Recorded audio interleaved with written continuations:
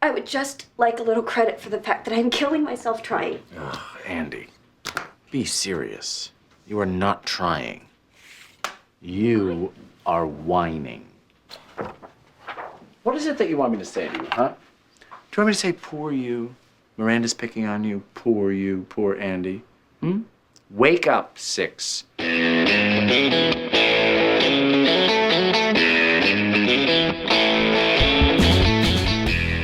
Hello and welcome once again to the Cine-Files, where we are continuing our deep dive into The Devil Wears Prada. My name is Steve Morris. I'm a filmmaker and directing instructor in Los Angeles, California. Hello, everyone. My name is John Rocha. I'm a writer, producer, a voiceover artist, and host here in San Diego, California, and excited to be back to dive into the world of Runway here on The Devil Wears Prada. And of course, we could not make the Cine-Files without our incredible supporters on Apple Podcast, as well as on patreon.com/the Cine-Files, where we have just released a review of The Devil Wears Prada 2. And if you want to hear it, you can either sign up on Apple Podcasts or you can sign up on Patreon at any level, including the free tier. This Devil Wears Prada 2 short is available on the free tier, and we occasionally drop other things on that. So for no money at all, you can just sign up and get a few benefits and, of course, vote in next year's Cine-Files Awards. So those are all exciting benefits of the free tier on Patreon. Absolutely. And for those of you who listen to us on the non-ad-free podcast version of the show, you hear some of the people who support us here on the show, some of the companies, some of the products and services. And when you hear them, if something tickles your fancy and you want to try it out, we'd appreciate you using our code because you get a lot of discounts off, and you signal to these companies to keep coming back every week and every month to support us here on the Cine-Files, including Quince, BetterHelp, Hims, and True Diagnostic, who are currently running ads on our show right now. And where we left off, if we want to jump back in, Andy just got yet another very calm, quiet, condescending tongue lashing from Miranda. And now she just runs off crying and heads to see the one friend that she has made at Runway, and that is Nigel. She hates me, Nigel. She thinks that she's going to him for, to soothe her wounds, in essence, from the tongue lashing she's gotten. And that's my problem because... Oh, wait, no, it's not my problem. I don't know what else I can do, because if I do something right, it's unacknowledged. She doesn't even say thank you. But if I do something wrong, she is vicious. And as you said, she's expecting a warm embrace and some supportive words. And Nigel says, So quit. What? Quit. I can get another girl to take your job in 5 minutes. One who really wants it. It's a brutal retort. And I remember in the movie when I saw it the first time, just my brain going, it just is such a hit the brakes kind of moment. Because the movie has spent this time setting up this relationship, setting up that he's supporting her, bringing her heels, talking to her about the advice that she might need in dealing with Miranda. So in this moment, I love that the film zigs instead of zagging by giving everybody who's in their 20s watching this movie a really harsh lesson of what it's like sometimes in the real world when you take a job in the real world. And he just lays it all out throughout this entire scene about how unrealistic Andy is being. And also, if she wants to keep the job, these are the things that she's going to have to come to terms with. So I really love this scene, Steve. But no, I don't want to quit. That's not fair. But I'm just saying that I would just like a little credit for the fact that I'm killing myself trying. And then what Nigel comes back with is so unexpected. In a weird way, I think this is like the Cerulean Belt scene, which is that we've seen everything one way, and Nigel is now going to tell us that's not what's happening. You are not trying. You are whining. What is it that you want me to say to you, huh? Do you want me to say, poor you? Miranda's picking on you. Poor you, poor Andy. Wake up, 6. She's just doing her job. I mean, there are so many. I agree with you. All of us in our 20s, I am assuming at one point needed to hear some version of this speech. Yeah. I won't say what it was, but at one of my earliest jobs working at a comic book store, I had this moment. My boss kind of pulled me aside because it wasn't that I wasn't doing a good job, but this boss who's Joe Fields, who runs Flying Colors Comics in Concord, California. who is Nice. also the founder of Free Comic Book Day. If you ever see when it's free, that's Joe Field invented it. That's and amazing. He had invested his life savings in opening up this comic book store about a year before I started working there, and money was tight. And he pulled me aside and said, "This isn't, kind of like, this isn't a joke. Like, you need to do what I'm." And I was like, "Oh fuck," It was a good moment to realize, like, I wasn't living up to what I needed to do on a job. I had that from a gentleman named Richard Ball, who was my manager at a bookstore in Springfield Mall, I believe. And I was just working there, and I would come in late. I would take longer than usual lunches. Like, it was my way of rebelling against the job, like a passive aggressive little shit that I was. And I remember him pulling me into the back room one day, in this tight little back room, and just delivered the same speech, kind of like, "John, I appreciate your work. I think you do great work when you're here. When you're actually here, you talk to the customers. You're really good with suggesting stuff. You listen to things when I suggest things should be pushed. But you're also taking all these kinds of liberties. And the thing is, what other job do you have that's waiting for you that you would think this is a stepping stone for you?" And it was kind of like, whoa. And that changed me around completely in terms of how I approached that job. And he ended up hiring me as an assistant manager for the DC store. So for like 8 months, I commuted from my house to DC and on the subway to work in DC, which was a hell of an experience. But yeah, he changed my life, and so I've always, appreciated that conversation. Don't you know that you were working at the place that published some of the greatest artists of the century? Halston, Lagerfeld, De La Renta. And what they did, what they created, was greater than art. Because you live your life in it. Well, not you, obviously, but some people. To me, it is really like the Cerulean Belt, is that 100%. you see Andy take this in of like, oh, I didn't actually understand where I was. By the way, Andy had a lot more lines in the original version of the scene. Oh, wow. They cut it down before shooting, and then in editing, I think they took out even more of her lines. So it's really just her listening. Right. Which I like. Yeah. I mean, it's Tucci, man, You think this is just a magazine? This is not just a magazine. This is a shining beacon of hope for, I don't know.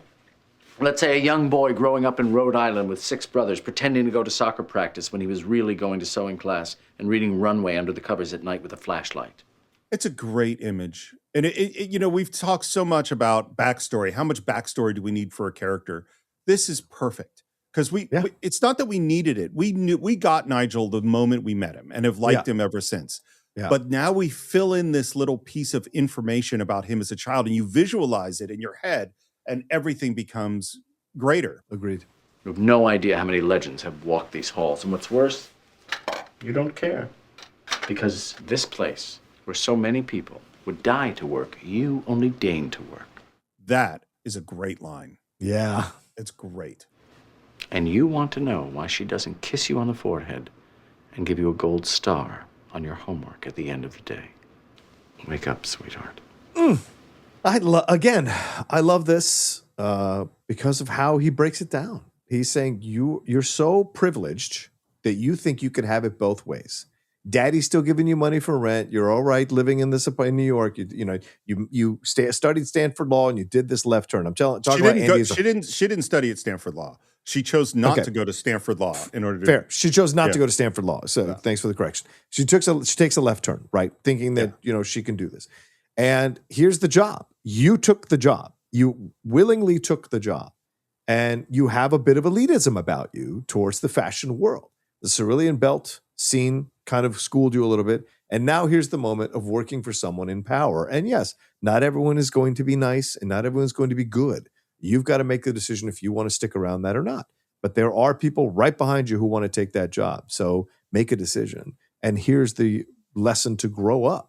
That people aren't going to kiss your ass and coddle you. No one's going to treat you always the best way that you want to be treated. It's about how you navigate that stuff in life that leads to your success or your failure. And so I think this is such an integral point, conversation to have at a critical moment in the movie too. I think it's a great scene. I agree with every single thing you said, and I think this scene is serving exactly that purpose. But I had another thought as I was walking around my neighborhood thinking about this movie. And you remember when we were doing Whiplash and we talked about the fact that if anyone tries to stand up to the abuser, or that the rest of the group will shut them down and say, why are you causing troubles? Why are you making waves? Right. You know, I don't think this scene is saying that. And I think this scene is serving exactly the purpose that we've just discussed. And that is how I feel at the end of the scene. But that is also what this scene is. If Nigel is essentially in a codependent relationship with Miranda, and everyone at this magazine is, Nigel has just said to someone who was upset about Miranda's abuse, you should shut up and take it. I mean, and I know that's not fair. That's not what the movie is about. I understand that, but it's like, because the thing about it is everything. No. He doesn't say you should shut up and take it. He says, if you're going to stay here, you're going to need to deal with it. If not, there's the door. So he doesn't force her and say, you need to take it. He says, the choice is yours, essentially, if you want to stick around. I agree. And I think that's the difference in the Whiplash. But what I do think is that Nigel is right that she didn't respect this place. She didn't understand what it was. She didn't understand its importance, and she didn't understand what was required for the job. Nigel's totally right. But Miranda's behavior is terrible.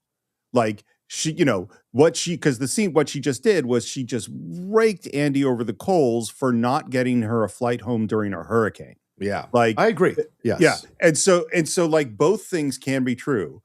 That Andy is whining and not committing to this magazine the way that she should be. And Miranda is horrible a lot of the time, Yeah. And it's not explored in the movie, but clearly she has issues around her family.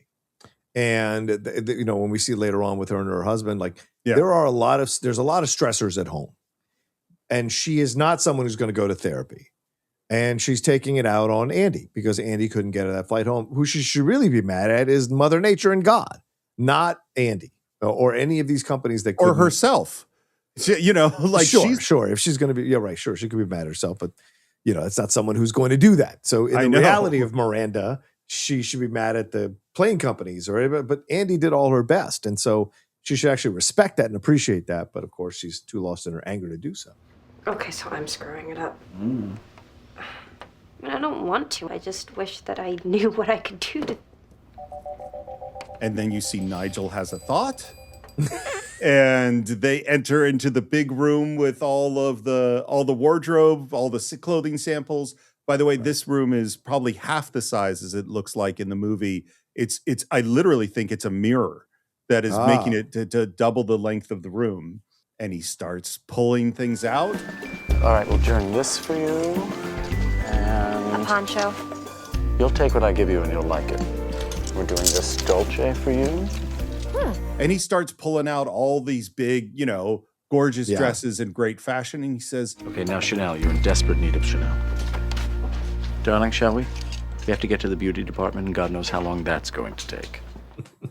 So this is the kid in the candy store. I mean, And by the way, the book is filled with every single famous person in the world gives Miranda presents. And so Emily and Andy have to unwrap everything, decide what Miranda is going to like and what she isn't, and what they know she's not going to like, they keep or give to her friends, which we'll see later on in the movie. But so much of the book is about Andy getting free stuff, getting free clothes. That is exploring that particular fantasy of acquiring these beautiful things. Yeah. But it's also the beginning of the seduction, right? And totally. This is what I talk about with Andy. There are so many moments where Andy could turn away from this job and go do something else. But she willingly stays. She willingly walks into a codependent, toxic relationship. She willingly gets seduced by the idea of fashion and this clothes and all this. These are all these moments where the movie portrays them as these great, people love you moments, or it's showing you that you should stay at this job. But you could look at it from another prism as these are the moments where you allowed yourself to be seduced by this world and turning your back, in essence, on some of your ethics and journalistic integrity that you said you wanted to follow. And so there's these moments. And so there's just an interesting way to look at these things. They're not necessarily the way the movie presents it, Is there a job that you could have where you would just be super excited about the perks? Like if you were doing sports and then you're in the locker room Yes. with all the If I was a sportscaster, 100%. Like the fact being able to call the games and then being able to interview the athletes and interview the coaches during the week leading up to the game, 1,000%. I'd be kidding a candy store. Honestly, I would love it to pieces, and I would deal with the bullshit, which is a lot easier than I deal with the bullshit now. So yeah. Yeah, I wouldn't do this because I would literally die if mine became available, which is like be a food critic. Like go to all the great restaurants of the world. Well, I think this is an amazing thing for me to say to you, but like I don't understand why you don't start a fucking a YouTube channel or an Instagram feed that is essentially Steve tries out things and then you go and do it. And yes, you're going to stumble, you're going to fail. No. All right. Because I'd die. Because I literally would eat myself to death. Is that what you're saying? No, I would die. Like this is the I had a buddy of mine. I misunderstood. I thought you meant I'd die for this, but you're saying you would literally die. No, I'm saying that I have high cholesterol and a weight problem, and then you say your job is now to eat as many places as possible. And because I listen to these people and they have to go to the restaurant and eat the whole menu. You're right. Yeah. Like, it's a lot. I literally, I would love to do it. I would totally love to do it. I do not think my health could handle it. That's fair. Seriously. That's totally fair. Yeah. I hadn't thought of that. We're back with Emily and her friend Serena, and they're, of course, making fun of Andy. I mean, I just knew from the moment I saw her, she was going to be a complete and utter disaster. And then Andy walks in completely transformed. She's got leather pants on. It is Chanel, by the way. Beautiful necklaces. I mean, just super stylish. And she even does the slow-mo hair flip as she comes in.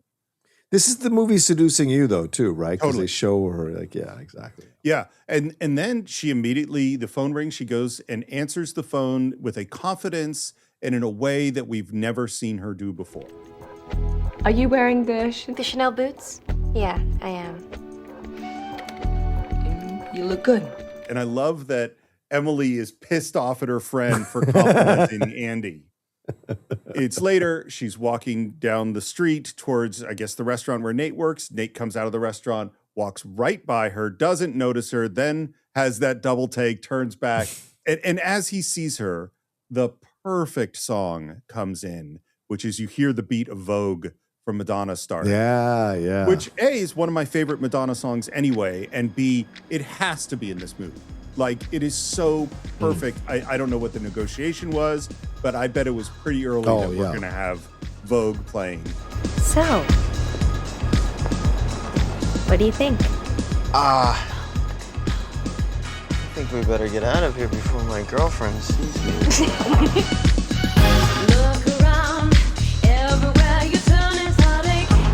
And then we go into a beautifully designed clothes and hair montage where she is walking through the city, and each time something passes in front of her, a bus, she walks behind a car, she comes out of a building or into a building, she is in a different outfit with different hair, different shoes, different makeup, and she looks great in every single one. It's a fantastic montage. It's very 80s montage. This is, again, secret of my success. This is what this is. Like, okay, she can handle it now. I don't know where she's getting the money to afford all this stuff, but maybe Nigel is giving her this stuff out of the closets. That's what we would be the assumption, because she's not getting paid that much to do this job. So, but she looks great, and this is, of course, a bit of, a young actress getting a chance to wear this fashion stuff and show the upwardly mobile possibilities of this situation.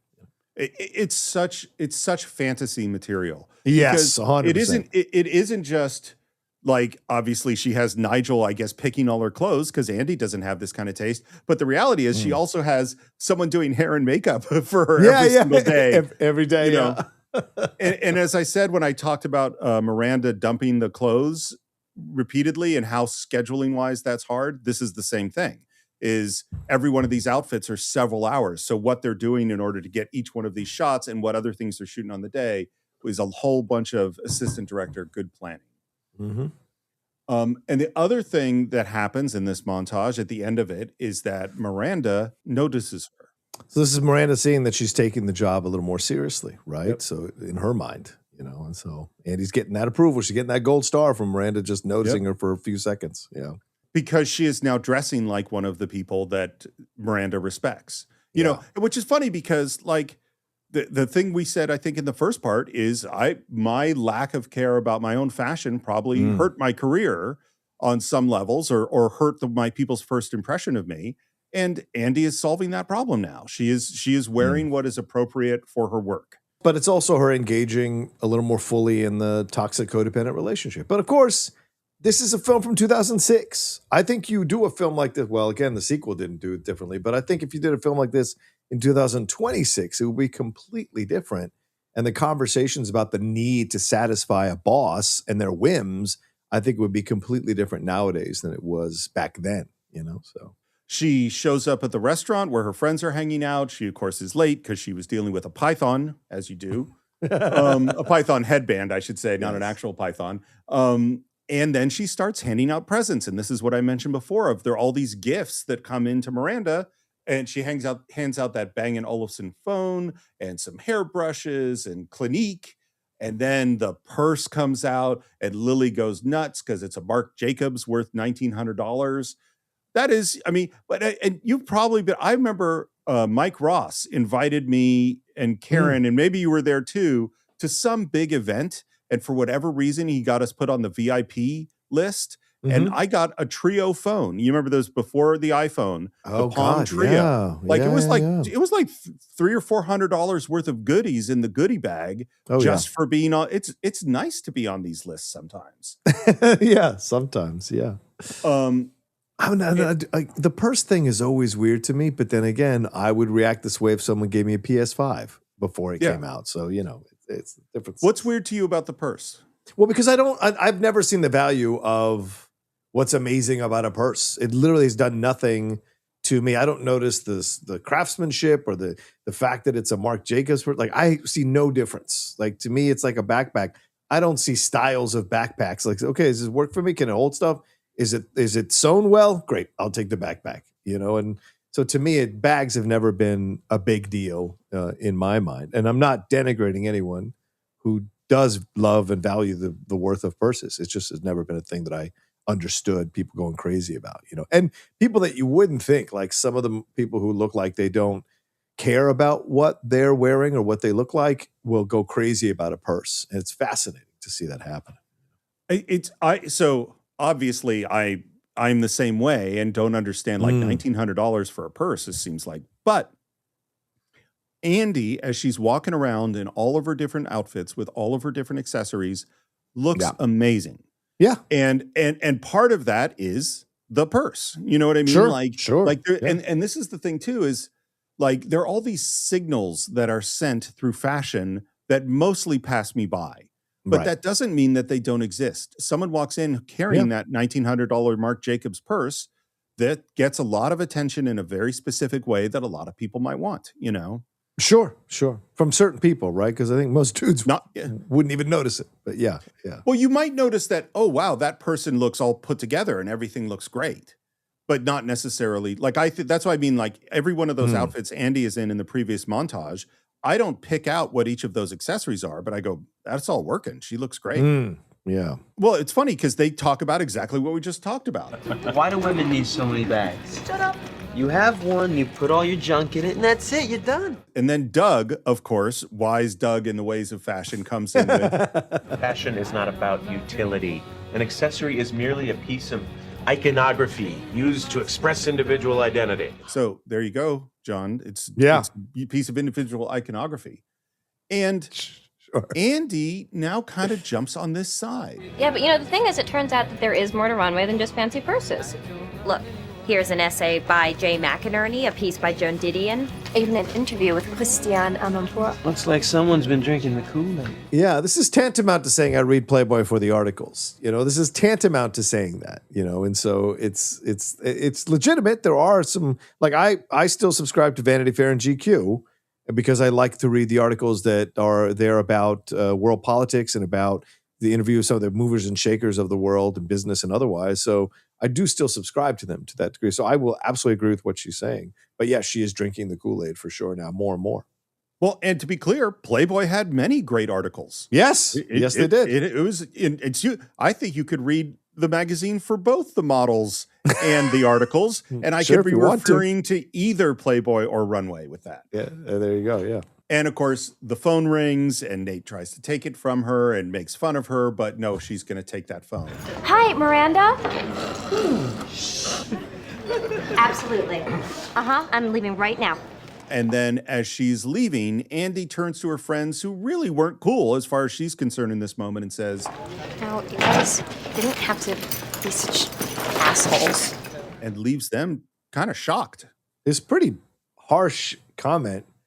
Agree. I mean, because she flips out when they take her phone. She becomes a crazed animal. Yeah. Trying to grab her phone back. And she immediately, and that's a window. Again, that's a window into how this job is changing her. Which, of course, later on, we're going to see her make a stand. But like, this is these little, she's slowly but surely becoming, as she drinks the Kool-Aid, she becomes more and more of a cult member of this situation.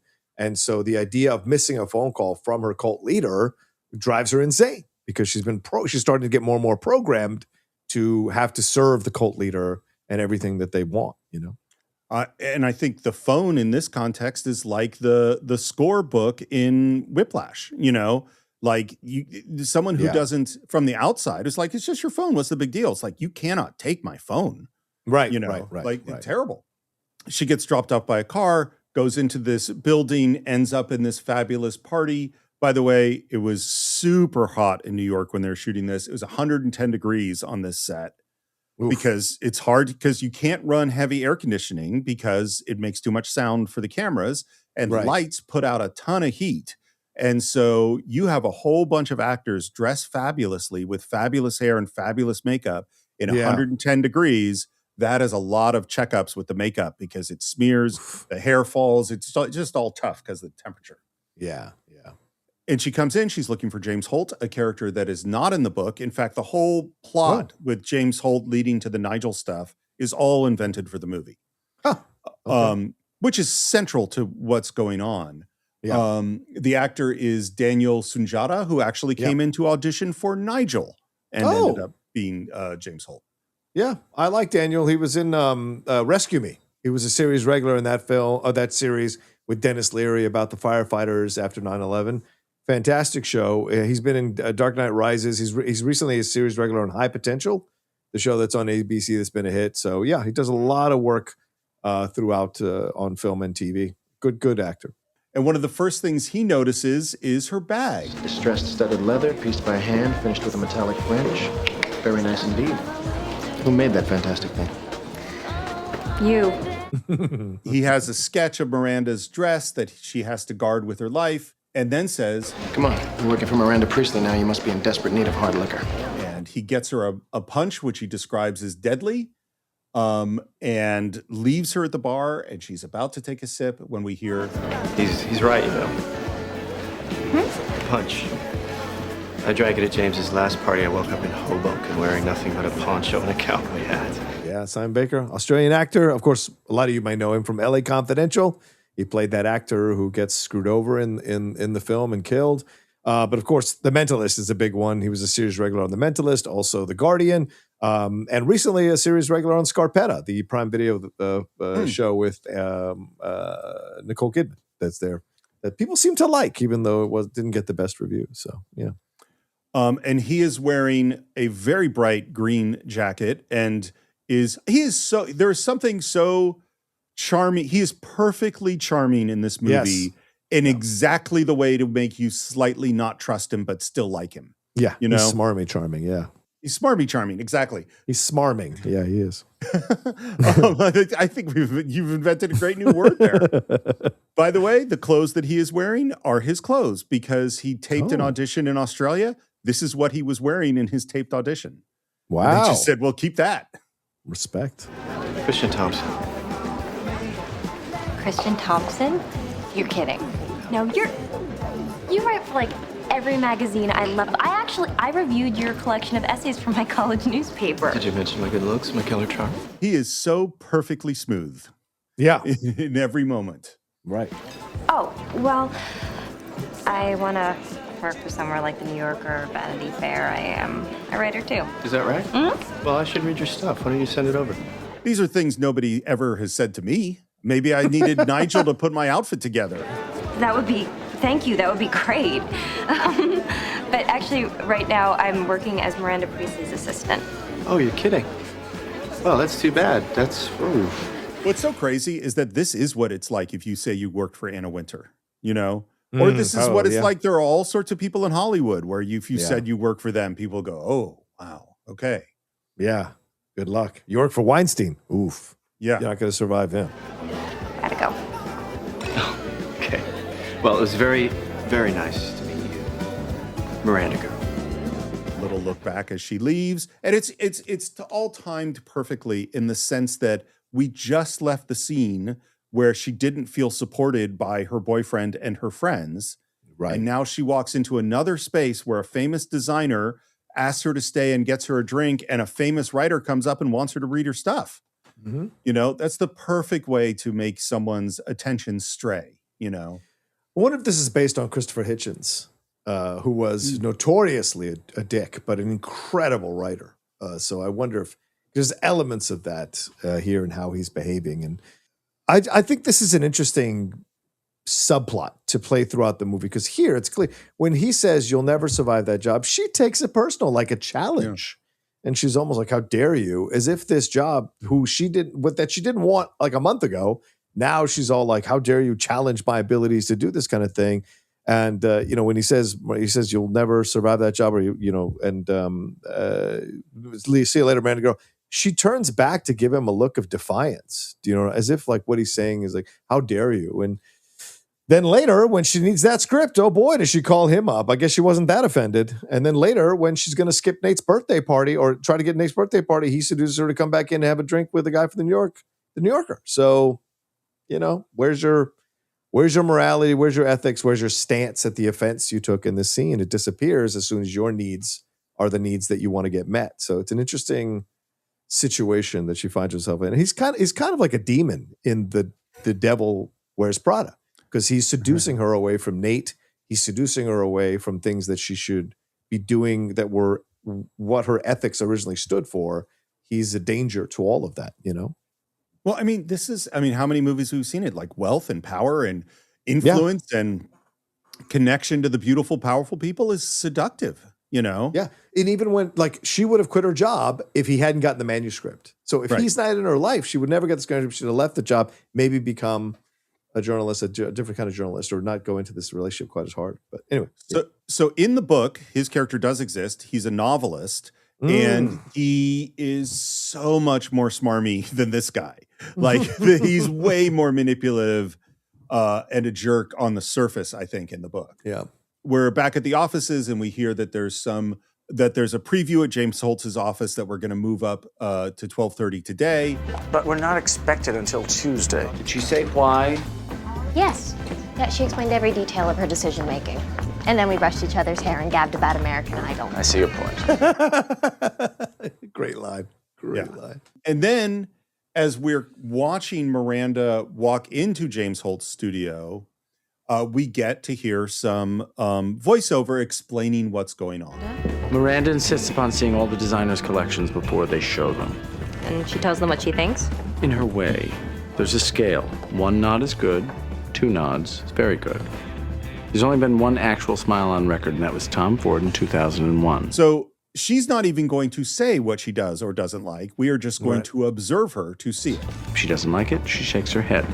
And of course, there's the pursing of the lips. Which means? Catastrophe. What we're watching as all this happens is the models coming in, James Holtz describing the dresses, describing his intentions, and we're watching as Miranda shakes her head or eventually gets to that lip purse, which is catastrophe. One thing about this scene, and this happens on movies, is that you're a little chaotic and there's a little bit of miscommunication. And for somehow the casting department and the production team didn't communicate correctly of exactly how many models they needed, because they need models who are going to walk through this space wearing the dresses that Miranda's going to purse her lips at. Right. And they were like 1 or 2 models short. And so what do you do in the middle of New York City when you're one or two models short? The assistant director or the second assistant went out literally on the street and walked up to attractive women and said, have you ever done any modeling?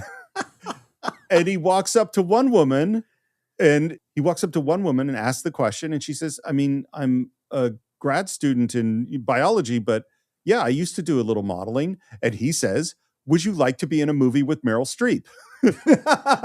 And she goes, I don't know. This is just some weird guy walks up to her on the street and says, come to that building over there to be in a movie with Meryl Streep. She says, can my boyfriend be there too? And she said, yeah. So she calls her boyfriend up. He meets her at the set, and she is the woman in the blue dress. Oh, wow. Yeah. Interesting. Okay. Isn't that funny? Yeah. Just so random. So Miranda purses her lips, and the reaction from the models, from James Holt, it's like, just go. Like it's just the most disastrous thing in the world. So because she pursed her lips, he's going to change his entire collection? You still don't get it, do you? Her opinion is the only one that matters. I was just thinking, can you imagine if, because Miranda is essentially a critic. I mean, she's part of the press. Yeah. Can you imagine if there were critics who would walk in and Steven Spielberg would re-edit his film, or PTA or anybody else in order to please this critic before the movie has come out?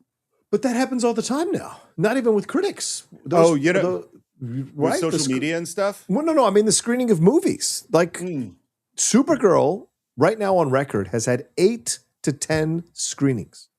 And the rumors are, from people who are close to the sources, they have re-edited the film multiple times based on the comments from people who aren't even critics, some of them, in these screenings. So it is standard practice nowadays for people who aren't even critics, that are just regular members of the public, to get invited through these groups to go see a movie early. And then they take their scores or their reactions, and some movies are edited to adjust for that situation. So yes, I can imagine it, because it happens all the time now. I don't know. I think that situation is different to me. Like, how so? It's different. Well, it's different for several reasons. First of all, if I'm making a movie, I need to screen it with audiences. It's absolutely an essential part, because you need to just feel in the room how they're reacting.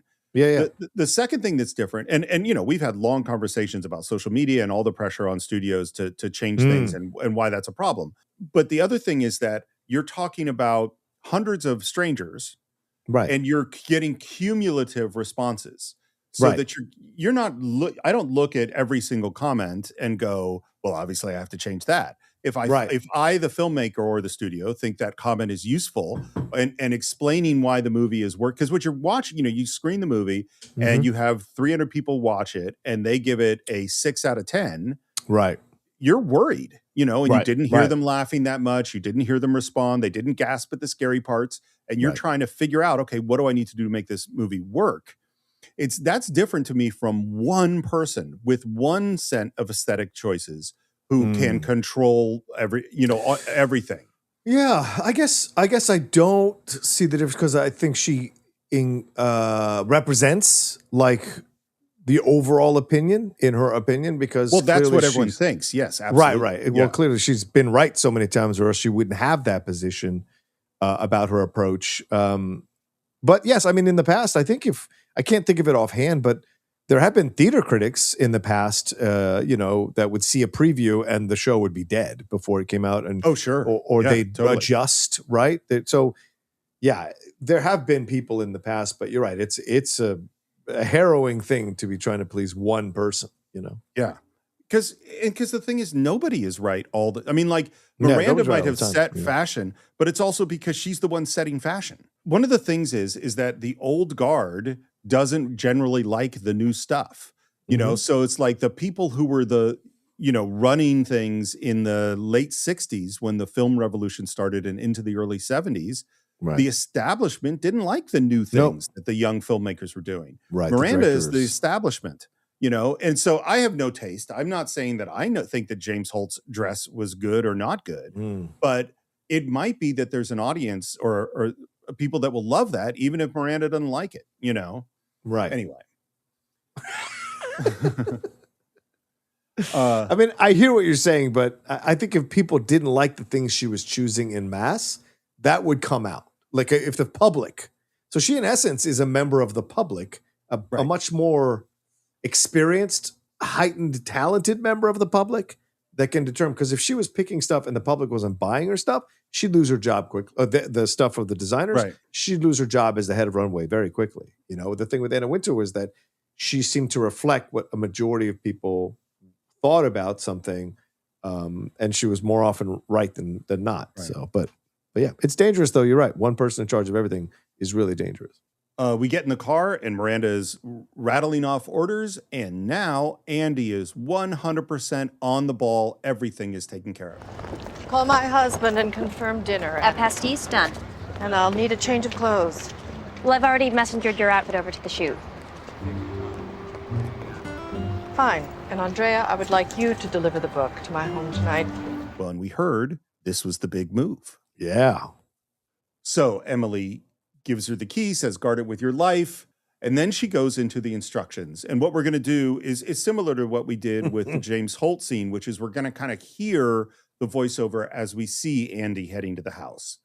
We hear that she's going to deliver it with Miranda's dry cleaning. And then we get to the important rules. Andrea, you do not talk to anyone.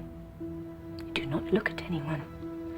This is of the utmost importance. You must be invisible. Do you understand? And we see her tiptoeing into this very beautiful house, which is, by the way, a friend of the producers. I think it's their house that they're in, and they had just bought it. It's brand new. All the stuff that is here is the stuff that is really in that house. All that art is real. Like this is all. And so, you know what movie crews are like. They were very scared to touch anything, just as Andy is scared walking around in this place. And you walk across the foyer. You hang the dry cleaning in the closet across from the staircase. And immediately Andy sees that there's not one closet door, but two. And you leave the book on the table with the flowers. Well, there are a whole bunch of tables with flowers. So in the book, by the way, one of the way the book goes, Miranda is out of town for like the first 3 weeks that Andy has her job. So she doesn't meet Miranda until much later. So she had lots of time without Miranda for Emily to train her on how to do the job, rather than just thrown into the fire the way she is in the movie. I think the movie is stronger. In this sequence, well, Emily does what any normal person would do. She takes Andy to the house the first time and shows her all of the stuff.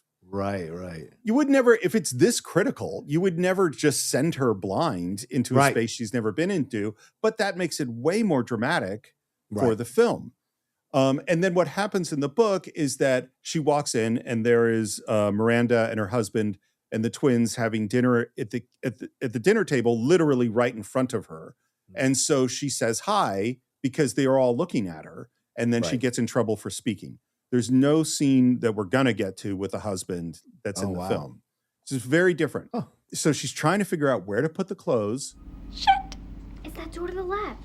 And she looks up and sees two little girls who nod at her and smile at her. And I'm not saying they remind me of the twins from The Shining, but I wouldn't trust these kids. I think that's on purpose. That's not the same thing. So she's hung up the dry cleaning, and now she sort of gestures to the book and to say, like, which table? Or you could bring the book upstairs. Emily does it all the time. And the sister, this is great sister acting, because she looks over, clearly knows this is a lie, and you can see the daughter make the choice to join the lie. And she goes, Right, she does. All the time. So Andy starts going up the stairs, and it's there's so much dread. You're just sitting there going, don't go up the stairs. And to be clear, these children are evil. These are evil children. Yes, they are. Yeah. Because this is serious stuff that's about to happen. Yeah. And she walks upstairs and right into an argument happening between Miranda and her husband, Stephen, played by James Naughton. Yeah, James Naughton, career actor, been working since the 1970s, multiple films and TV shows. Had, I think, a memorable run on Who's the Boss? I think he was like Angela's possible love interest that Tony got upset about. So, but been in a lot of things, like so many TVs and movies. It's just a good actor. And he's only in here for like one scene, bro. One scene. I sat there waiting for you for almost an hour. I told you that the cell phones didn't work. Nobody could get a signal out. Is that true? Did the cell phones not work? No, I don't think that's true at all. I don't think it's true at all. Absolutely. Yeah. And if she had really wanted to get a single out, she would have sent an assistant out with a phone to call her husband. Totally. Miranda can't get a phone call out? Come on. Right. And right when we hear that is the moment that Andy peeks above the stairs and sees what's going on. I knew what everyone in that restaurant was thinking. There he is, waiting for her again. And that is the moment that they see Andy. I mean, normally, you know me, if you're just going to do one scene, right? But I do think this is important and essential because we had the Miranda situation of her wanting to see her daughters play Rachmaninoff, and it was what led to the battle with her and Andy. And then this moment here, we see that in her home, she's not Miranda. In her home, it's her husband who has like this, a little more power in the house. She's the one begging for forgiveness. She's the one saying, I couldn't get the call. And he's like, I sat there for an hour and you essentially emasculated me because I know people were saying, there he is waiting for her again. So he's mad about it. And she's actually kind of vulnerable and saying, no, listen. So it's a Miranda we haven't seen before. And the fact that Andy sees this version of Miranda before Miranda willingly surrenders it is massive. I'm just massive, you know, and the look on Meryl Streep's face of utter, like, just betrayal and horror is fantastic. So, yeah. Well, and this is why I say in the book, she just sees them eating dinner and it's awkward because she speaks. Right. This is not in the book. I think this is an amazing scene. Yep. You know, and the whole, the big thing of generating sympathy for Miranda and making her more human, this scene is doing a ton of heavy lifting. 100%. It's very painful. Yeah. Because he's like, you know, he is making sacrifices in his mind for the marriage, which she is not. He is publicly being embarrassed. He's married to a much more powerful, more famous woman. Right. You know, right. And this, and she did fucking abandon him. We both think that the cell phone did work, that she's lying to him right now, because the reality is Runway Magazine is more important to her than her husband is. And this is a little foreshadowing of what's going to happen with Andy and her boyfriend later in the movie when she stays at that party to talk to this person from New York, the editor from the New Yorker, and instead of going to Nate's party. And the moment where they see her and eye contact is made is so, because there is nothing to say. Andy walked upstairs in a very intimate, very personal, private moment and has witnessed it. And Stephen immediately turns and walks away. Yep. Andy starts to go, then turns around and just gently puts the book on the top step, which, by the way, that's Anne Hathaway's idea. Oh, that's great. And turns around and goes back stairs as Miranda watches. She almost burns holes in her. Like, totally. To her, it's a moment of defiance to her, to embarrass her. It's amazing. Well, and this is the opposite to me of the hurricane. The hurricane was when Miranda made a demand that was completely unreasonable and punishes for it. Right. Here, the instructions were very clear. You go into the house, you put the book down, you don't talk to anybody, you don't do anything. And Andy did the worst possible version of this. I mean, it's all the twins' fault, but Andy went ahead and did it. You know, it's just like, it is absolutely terrible. I mean, I think Andy bears a little bit of blame of listening to a couple of kids. And she said, and Emily told her, do not go up the stairs. Never go up the stairs. But of course, you're young. You're freaked out. You don't know what to do. You're in a rich person's house. You're like, okay, sure. And then you walk in on this moment, which is utterly mortifying. Yeah. Well, because you're put in the position of my initial instructions were do not go up the stairs. And now the children are telling me to go up the stairs and I don't know where to put the book. And I'm really stressed out. I understand why Andy I want to keep my job.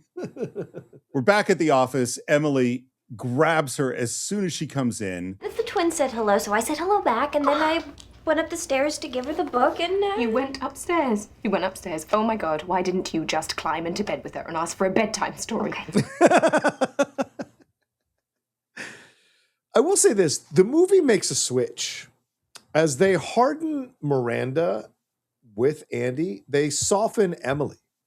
It's really interesting. They do humanize Miranda, but also Emily is a little bit softer because there's like physical comedy, the way she grabs Andy and pulls her into the kitchen. Then when Andy tries to leave, the way she grabs Andy does an exaggerated kind of pullback.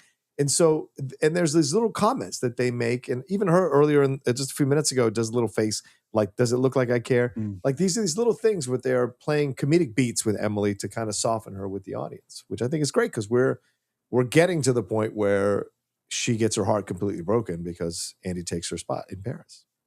It's funny, we just did our review of Devil Wears Prada 2, available now on the free tier on Patreon. And one of the things that we talked about was sort of how, particularly for the bad guys, they kind of went to the cliche store of characters. Yeah. And we were talking about how good actors sometimes will go beyond the cliche. I think Emily in this film is totally doing that. I think she makes so many decisions and brings the character. She's stressed here. She's exhausted here. She's always doing more things that make that character more interesting. Emily Blunt is an incredible actress. Period. Yeah. Period. Yeah. And then we hear Andrea. And she goes into the office to see Miranda. And naturally, her first instinct is to apologize. Miranda, about last night, I need the new Harry Potter book for the twins. Okay, I'll go down to Barnes & Noble right now. Did you fall down and smack your little head on the pavement? Not that I can recall. We have all the published Harry Potter books. Twins want to know what happens next. So Miranda wants the unpublished manuscript of Harry Potter 7. Wow. Well, we know everyone in publishing. It shouldn't be a problem, should it? And you can do anything, right? The edge that Meryl Streep puts on that is just sharp. Yeah. So in the book, it's Harry Potter 4, not 7, and it is being published, and Miranda just needs to get it the day before it's available in stores and sent to London for some reason. Wow. Which is a way less of an ask. You know, the book, it's not the unpublished manuscript of Harry Potter 7. Get it? No, I could call frickin' J.K. Rowling herself. I'm not gonna get a copy of that book. My girls are leaving on the train for the grandmother's at 4, so the book better be here no later than 3. Of course. And I would like my steak here in 15 minutes. No problem. So she has 4 hours to get the manuscript, and Smith and Wollensky, which is a famous steakhouse in New York, isn't even open yet, and she's got to get a steak. So now she's running across town. She's on the phone, calling every contact she can think of. She runs into Smith and Wollensky and literally is still talking on the phone as they're pulling I think it's a bone-in ribeye out of the broiler, throws it on a plate, and then we head back to the office. Let's stop here. All right. You are, as you said before, a burgeoning, if you could be a food critic without dying, you'd be it. What is the steak in the what is that? As someone who is, the limits of my steak knowledge is putting my steak now in the Ninja Food Grill, which does a great job, by the way. Promotion. What is a broiler? What does that do? What is because when the close-up of that steak, bro, I lost my fucking mind. That looked like an amazing steak. So what does the broiler do? What is the point of doing a steak with a broiler? What is this logic? So steaks, like if you're going to a real steakhouse, the odds are it was cooked in a broiler like that. And the reason that it's cooked like that is the temperature, which is that those broilers, sometimes they're up to like 1100 degrees, like super freaking hot. Because the thing you want on a steak is you want a hard sear on the outside, but still have nice medium rare or whatever your preferred temperature is on the inside. And so getting the contrast, that's like that great bite of steak has that contrast of flavor with the crusty, salty outside and the tender inside. That's why it's being cooked in a broiler. Wow. Well, and if you went to Peter Luger's, which is, maybe not as great as it once was, I've heard, which is one of the most famous steakhouses in New York. It's in Brooklyn. They take that, the last thing they do is they put it on like a metal pan with a big slab of butter over it in that broiler, and the butter melts all over the steak. It's a beautiful thing, man. Holy God. Okay. Good to know, man. I love me a great steak. My current method is I do a sous vide and a reverse sear. That's my method for cooking a steak. Okay. So sous vide is where you put it in a water bath in a plastic bag, and you cook it at a. I'll probably cut it out. No, we'll keep going. I'm listening to this. Yeah. So the hard thing about cooking a steak is to get the internal temperature exactly right. And what sous vide is that it's a circulating thing that keeps the water at an exact temperature. So the water, so let's say you want your steak to be medium rare, which is like 132 degrees. The water temperature is set to 132 degrees. You take the steak, put it in a bag, put in some olive oil, some garlic, some salt and pepper, whatever it is, seal it up, goes into the water bath, and then it can't overcook because the water is 130 degrees, which is exactly the temperature you want your steak to be. Right. So you wait, it probably takes 2 hours sitting in there, and then you take it out, and then I throw it on a ridiculously hot grill to sear. So that's why it's called a reverse sears. I'm putting the sear on after it's cooked, and it is cooked perfectly, and all the flavor that was in that bag with it soaks into the steak. Very, very nice way to make a steak. Wow. Okay. I think I don't know if I've made a steak for you that way before. I'm not sure. I remember I made you a pepper steak, a steak au poivre once. That was amazing. Yeah. Yeah. You're an incredible cook. No doubt. Well, thank you, sir.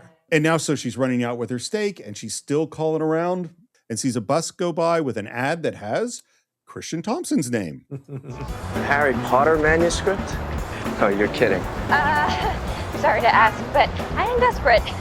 Just tell her it can't be done. You'll have to come up with a plan B. Well, this Miranda Priestly we're talking about, there is no plan B, there's only plan A. Shows up back at the office, asks if she's fired yet. I rarely say this to people who aren't me, but you have got to calm down.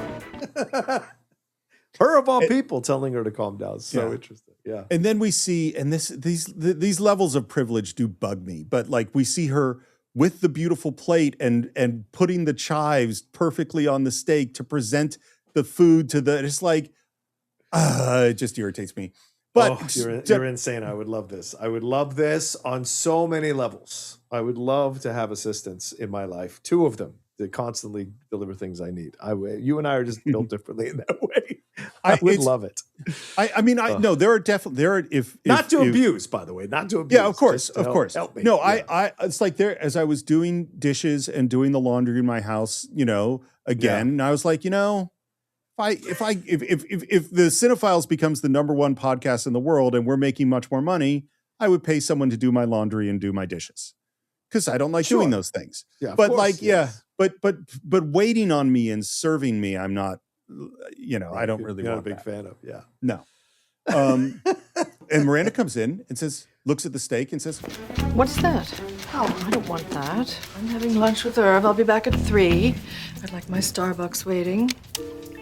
Oh, and if you don't have that Harry Potter book by then, don't even bother coming back."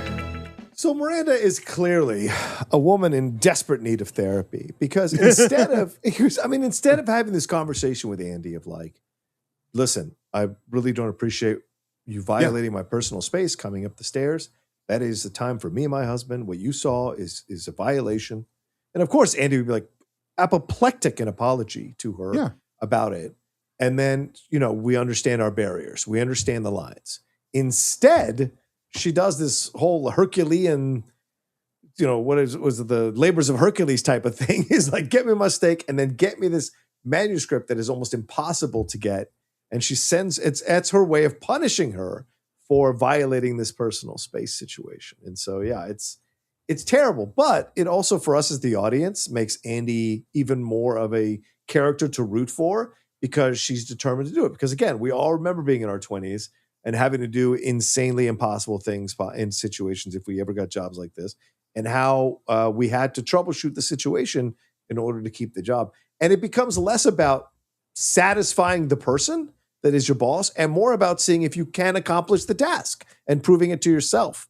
And so I think that's an element of what Andy is doing here is this desire to prove herself at a young age that she can make the impossible happen. And she's willing to even deal with Kristen Thompson to make it happen, Question. When she said, I want my steak here by 11:30, did she already know she had a lunch with Irv and that she would be refusing the steak? 1,000,000%. Agreed.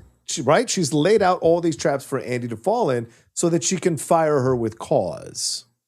And so it's like this for herself, I guess. And so she's putting Miranda or Andy through her paces in order to set her up for the failure. The manuscript was the big one. The steak she knew was the easy one to embarrass her with. The manuscript was the one that she was going to use to ice her out completely. It's like the predator who wants to play with the prey before killing them. It's you know, kind of like, yeah, you're so right. This just torture. Yeah, she could fire. She could fire her at any time. This is right. Literally just like, I'm going to put you through hell and then I'm going to fire you. And here's one of the differences with Whiplash that I think is important, which is that if we believe everything that Fletcher says, the reason that he's torturing all these poor musicians is to create Charlie Parker. The goal is for them. It's actually for them in this weird, fucked up Fletcher sort of way. Sure. Miranda is not torturing Andy for the runway. She's not torturing. She is torturing her in this sequence purely for her own satisfaction. There is, because she knows that Andy did not come to this magazine to become a great writer, editor, what have you. She got this through as you said, the deleted scene, a service. Yeah. And so this is about proving her mettle and pushing her as far as she can push her. But yeah, it's pretty abusive. Well, but she is giving her a task in this case with the Harry Potter. She knows that she won't succeed, or she believes that she won't succeed. She believes she won't succeed. And then she's going to fire him, which means it's only for her. Like it isn't it's only for Miranda. This isn't for anybody else. Well, and this is the thing too, is that for Miranda, she is runway.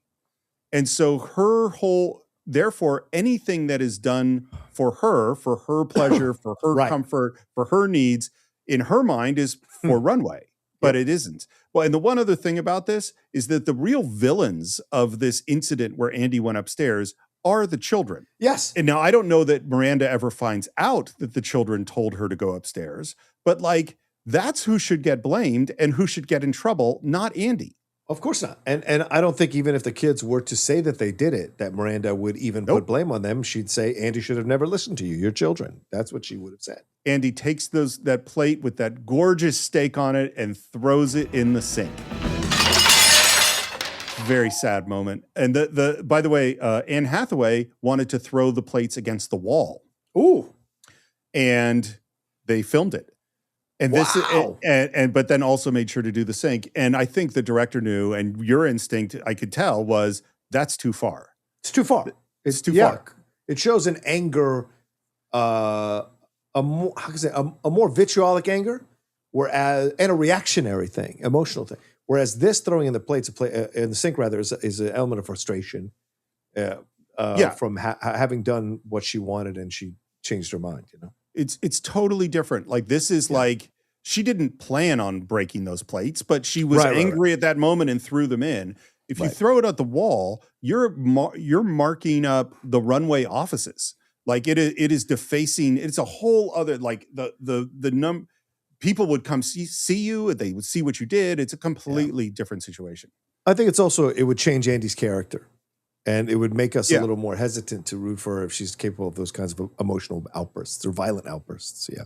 Well, and this is why all of the comments people make about movies, I'm frequently, like we just saw with the Odyssey and the conversation that you and I just had of people going, you have to do it this way. I'm like, you don't know what making a movie is like. Yeah. An actor comes up with an idea. The idea makes sense for her character. You have to decide whether or not to shoot the idea. You have to decide whether or not to shoot the thing that you really want to do. And then you have to figure out which one and what do each of these things mean in terms of the character and the feeling of the movie and all that stuff. It's hard to figure out, And sometimes you'll piss off the actor. Like I was just reading a Hollywood Reporter article on The Godfather from a few years ago. I just stumbled upon it on accident. And James Caan, I don't know if people know the story, James Caan stormed out of the screening of The Godfather because Francis Ford Coppola cut a scene where him and the kid who betrayed them in the movie, they have a conversation, and someone else, that I think is Hagen, and they're trying to figure out who the traitor is. Is it Clemenza or is it Paulie? And it's a whole scene before he goes out there with Michael and they talk about getting the blood on the Ivy League suit and all that. So Caan apparently was supremely pissed that Coppola cut the scene and was mad at Coppola. And he said it took him years to get over it. This is one of the classic greatest films ever made. And yet you have an actor who you indulge to have to do a scene like this. And then you cut the scene in the end and he was supremely pissed. Now, I don't know if Andy was pissed that they that it was in the sink instead of against the wall. So, or Anne Hathaway. As I've said so many times, like the editing room was really just, how am I feeling? Like, what do I feel about this? And so like you're watching that scene and you're like, James Caan is acting the hell out of it and everyone is great in it. And I don't need this scene. I don't need the scene. Yeah. Yes, exactly. And then and this is the thing. One of the best things, by the way, about digital editing is you can, when we used to cut on film, if you decide to change something, well, you have to physically change it. And you can't A/B them, so you can't watch the old version and the new version because you pulled apart the old version to make the new version. Whereas when you cut digitally, it's just, I duplicate my sequence and try it a different way, and then I can look at them both. And I would have this with my students all the time. Is I would go, well, why don't you try moving that over there? And like, it won't work there. And I'm like, just try it. It might not, but because they're so resistant frequently because they're like, well, that's not how it's supposed to be. And I'm like. And it might not work. I don't know if it's going to work. I had a thought, but let's try it. And they will resist. And finally, I'd be like, duplicate the sequence, then try it, then watch it, then see how you feel. And so, and you might look at it and go, that's terrible. That happens all the time. But that's the only way to find out. And James Caan can't know that because he hasn't been in the editing room. He just knows it was a great scene. And, he liked it. We cut to Nate working in a professional kitchen, answers the phone, and he says, "Quit? Are you sure?" I failed. She's gonna fire me anyway. I might as well beat her to the punch. Wow. Andy, good for you. Congratulations. You're free. Yeah, well, listen, I'll call you later. Okay. And then she gets off the phone, and the phone rings. Hello? I'm brilliant. No, really. Monuments should be erected in my honor. You didn't. Oh, yes. Friend of a friend does the cover art, and she happens to have the manuscript. And what's great about Andy's moment here is sort of she had just made the decision to quit. And she felt really good about the decision to quit. And just when she thought he was out, she pulled her back in. Yeah. Well, she decided to go back in. He offered the opportunity to her, the lifeline to her, and she just got off the phone with Nate. So again, this is a critical moment where she can turn her back on this codependent, toxic relationship that is her and Miranda, not get the manuscript, even though it's being offered to her. And it's Christian Thompson again, Watson, whatever his name is. And again, she chooses to instead go back into this relationship and doesn't even call Nate to update him on the situation, which we find out later. So she goes to meet him at the St. Regis Hotel. Sounds like the St. Regis Hotel was awesome for this film. Most of the interiors, the fancy interiors in Paris, are actually at the St. Regis in New York. Oh, nice. They use it for a whole bunch of different locations. And she finds him at the bar. He hands her the manuscript and says, "You have 1 hour." And then she walks up to Miranda in the office with a manuscript, drops it on the desk, and Miranda immediately finds ways to criticize. 1 copy. What are my twins going to do with that? Share? No, I made 2 copies and had them covered, reset, and bound so that they wouldn't look like manuscripts. This is an extra copy to have in file, just in case. Well, where are these fabulous copies? I don't see them anywhere. Cut to the train where the twins are reading the beautifully bound copies of Harry Potter 7, labeled Harry Potter 7, which seems like a terrible idea to me. And the nanny who is sitting with them is Lauren Weisberger, the author of the book. Nice little cameo. All right, that's cool. So actual Harry Potter wasn't released until July of 2007. Right. These the girls who played the twins were constantly asked after this movie came out, before Harry Potter came out, if they had a copy of Harry Potter. And these 2 bound Harry Potter props were actually auctioned on eBay for $586 just for this prop. There you go. May I just say that I hate this. Yes, let's talk about this. What do you think about her reaction? Because she's clearly impressed and shocked and almost pissed in a way. But what do you think about everything she does here, man? What I hate is even before that. Okay. You've heard me talk about privilege and what people thinking they're special and deserving special stuff. Yeah. Your kids do not deserve a fucking free early copy of Harry Potter 7 when the world is trying to get Harry Potter 7. You certainly don't put it on a book that says Harry Potter 7. Like, these are the kids that asked her to come up, conned her into going upstairs earlier. This is the way Miranda is treating her children, which is essentially probably never being there because she's working all the time and indulging every single whim they possibly have, is exactly how you create monsters. Like, it really pisses me off. My boy was just like me. Yeah, in essence, that's what she's creating. Cats in the Cradle on the female side of things. She's creating a couple of possible monsters. And where were they in the fucking sequel? We didn't see her kids in the sequel at all. So it would have been nice to see if there were some elements of that could have been fun to explore with her upbringing of those kids. But yes, you're right. You're essentially creating privilege. And if you don't teach the children to understand that they are blessed to enjoy the benefits of her hard work and her abilities as a editor of Runway, and instead they just get to indulge in whatever they want, that's a terrible way to raise children. So yeah, in the end, they probably were pretty terrors to her overall.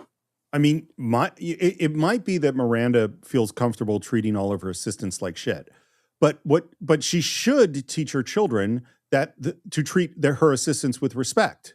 Even if it's like, but what she's doing is she's modeling her behavior of treating all underlings like shit to her children, to then do that.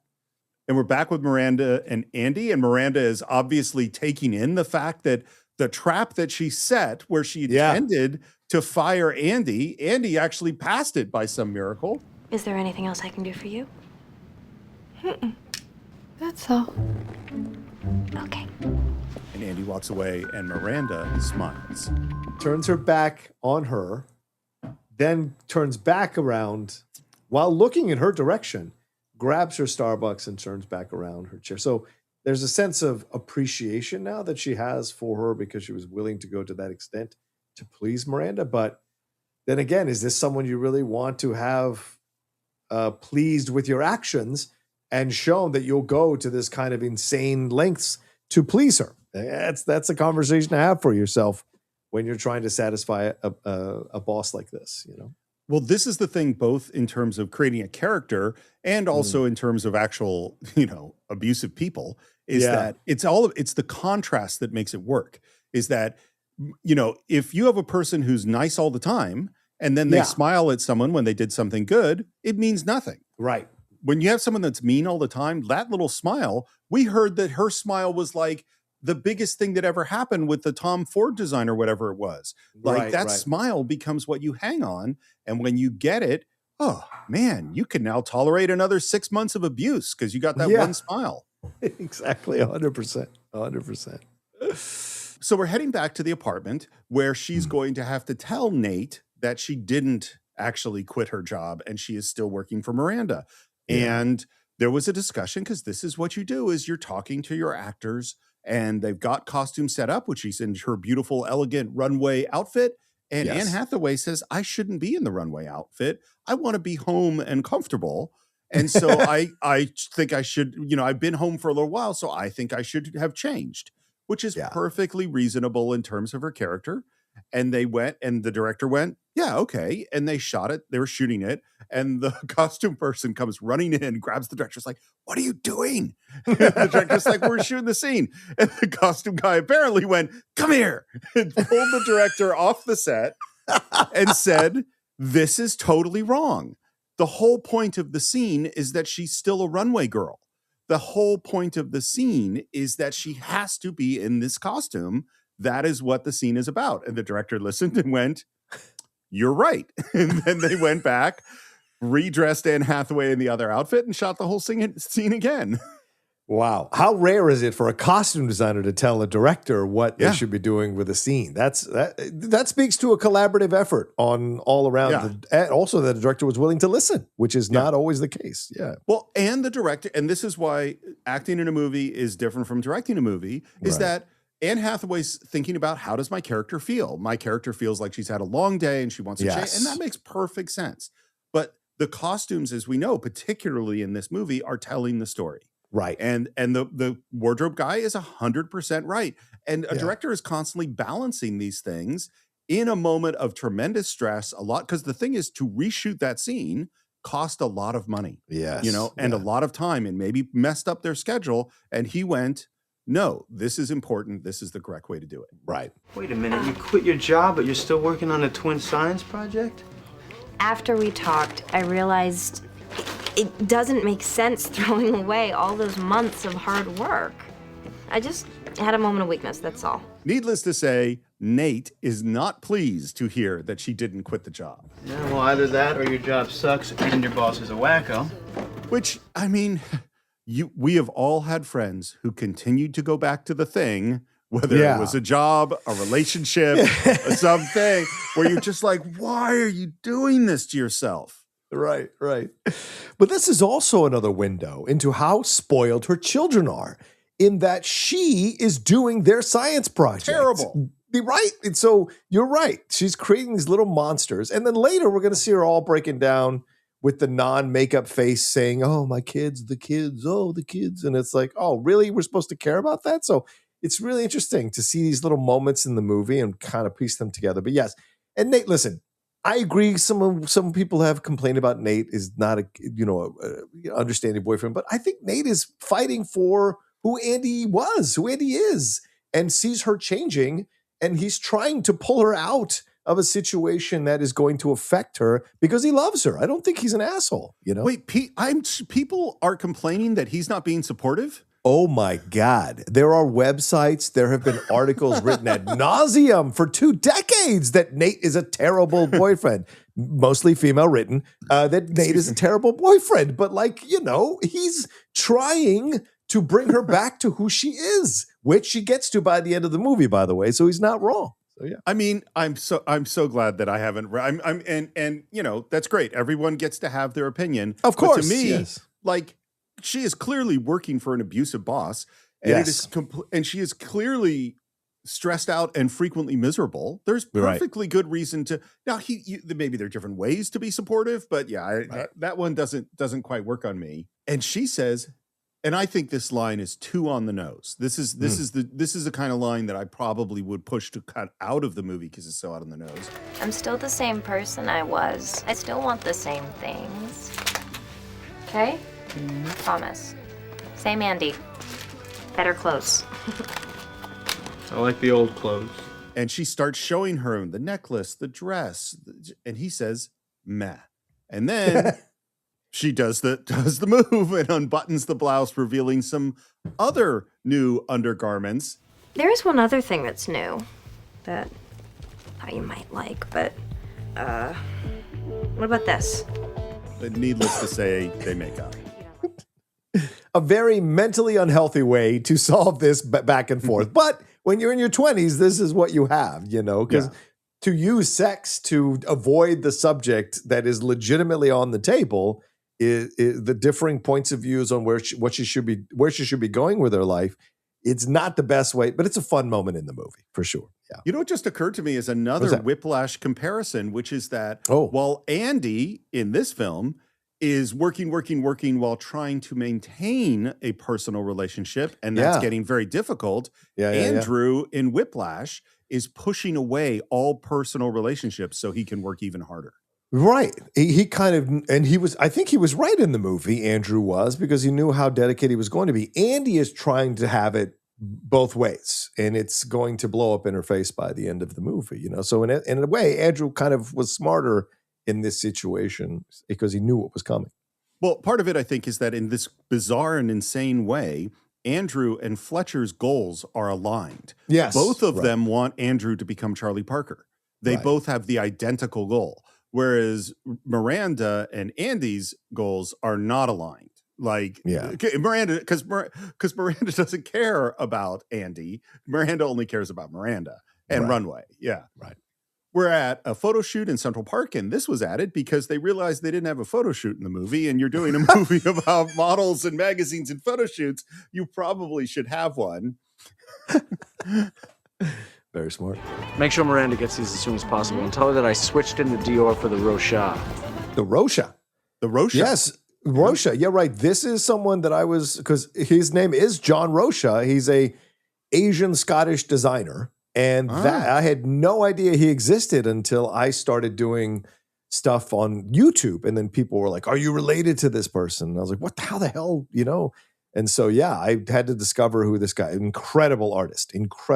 So it was nice to hear that name in the. But I've never heard it pronounced Rocha, so that was a revelation in the movie as well, because it's usually the Rocha or Roca. So yeah. I mean, is there any chance we're going to see John Rocha sporting Rocha? Like, I'm sure. Let me move up a few income brackets, and I will absolutely wear a Rocha. I mean, it seems like a whole, like, there should be an ad campaign. You would think. Yes. I mean, it's made in heaven. If only the Outlaw had blown up even more. Yes. and he gives a little bit of attitude. Excuse me. Can we adjust the attitude? I'm sorry. Don't make me feed you to one of the models. It's a busy day, and my personal life is hanging by a thread, that's all. And then Nigel comes in with some wisdom that is scary and depressing. He says, Well, join the club. That's what happens when you start doing well at work, darling. Let me know when your whole life goes up in smoke. When is it's time for a promotion? It's not wrong. The lady and I talk about this all the time, because like if I gave even 20% more effort to what I'm doing on my channel, I would never see her. I would never see her. If I was constantly going to LA, if I was trying to get on these set visits, if I was doing stuff at night, I would never see her. And so the exchange I make for the life I have is that I don't do that extra 20% because I value the time with my relationship and I value what I'm doing. And so I miss out on some big opportunities, but that's the exchange. And I'm okay with the exchange, honestly. But he's absolutely right, I mean, you made the comment earlier about Miranda's parenting and what is the quality of her parenting. I actually think, basically, if you want to be one of the great people, whether it's, someone who, those people that change the world, who are a president, a businessman, like those kind of things, the odds are you're going to be a shitty parent. Yes. Because it's just not, because there's not time, If you go off for, 9 months, like Coppola goes for 9 months to shoot, or a year in the Philippines, Apocalypse Now. Yeah, his family came and visited on the set a bunch, but like he's working 7 days a week all the time. He can't be sitting, bouncing little Sophia on his knee all the time. It's just the time is a zero-sum game. So like it isn't actually possible it's not actually possible for Miranda to run runway the way she wants to run runway and be home with her kids all the time, Yeah, and people who achieve success, they will, at times, they will step on people or they will ignore people's needs in order to achieve these things because they're driven to achieve it. It came out just the other day, Gayle King came out and said she was upset that Oprah never came out publicly and squashed the lesbian rumors between them that had been around. And my belief is that because Oprah liked the publicity that it brought her, and she used it for what she could use it for. And I just recently watched a documentary on Vinnie Jones, the soccer player who became the actor in Lock, Stock, and Two Smoking. It's great. You guys should watch it. It's on Netflix. It's all about his soccer stuff. It rarely gets into the movies until the end. But the guy who was the owner of the club, the second owner of the club, said like, to achieve the things that you want to achieve in life, to be one of the greats, you're going to have to be a little bit naughty. And you're going to have to sacrifice other people in your life in order to get there. And it's like, this is all the truth. We have this idea that the great people who achieve greatness are morally great and really simple. No, there's a lot of terrible things they do behind the scenes that we'll never know about to achieve the things that they achieve. I think we have the idea that the great people aren't people like us. That they're just some other thing that aren't, like I think it is surprising to go like, oh, that's actually just a human. Who has all the normal human stuff and human limitations. Yes, you're right. We end up at a design meeting, and this was Meryl Streep pushing, like, we need to see Miranda at her work, that she's good at her job. And of course, what we see is people reporting to her and Miranda cutting them down and essentially showing why they're stupid and worthless. Until we get to...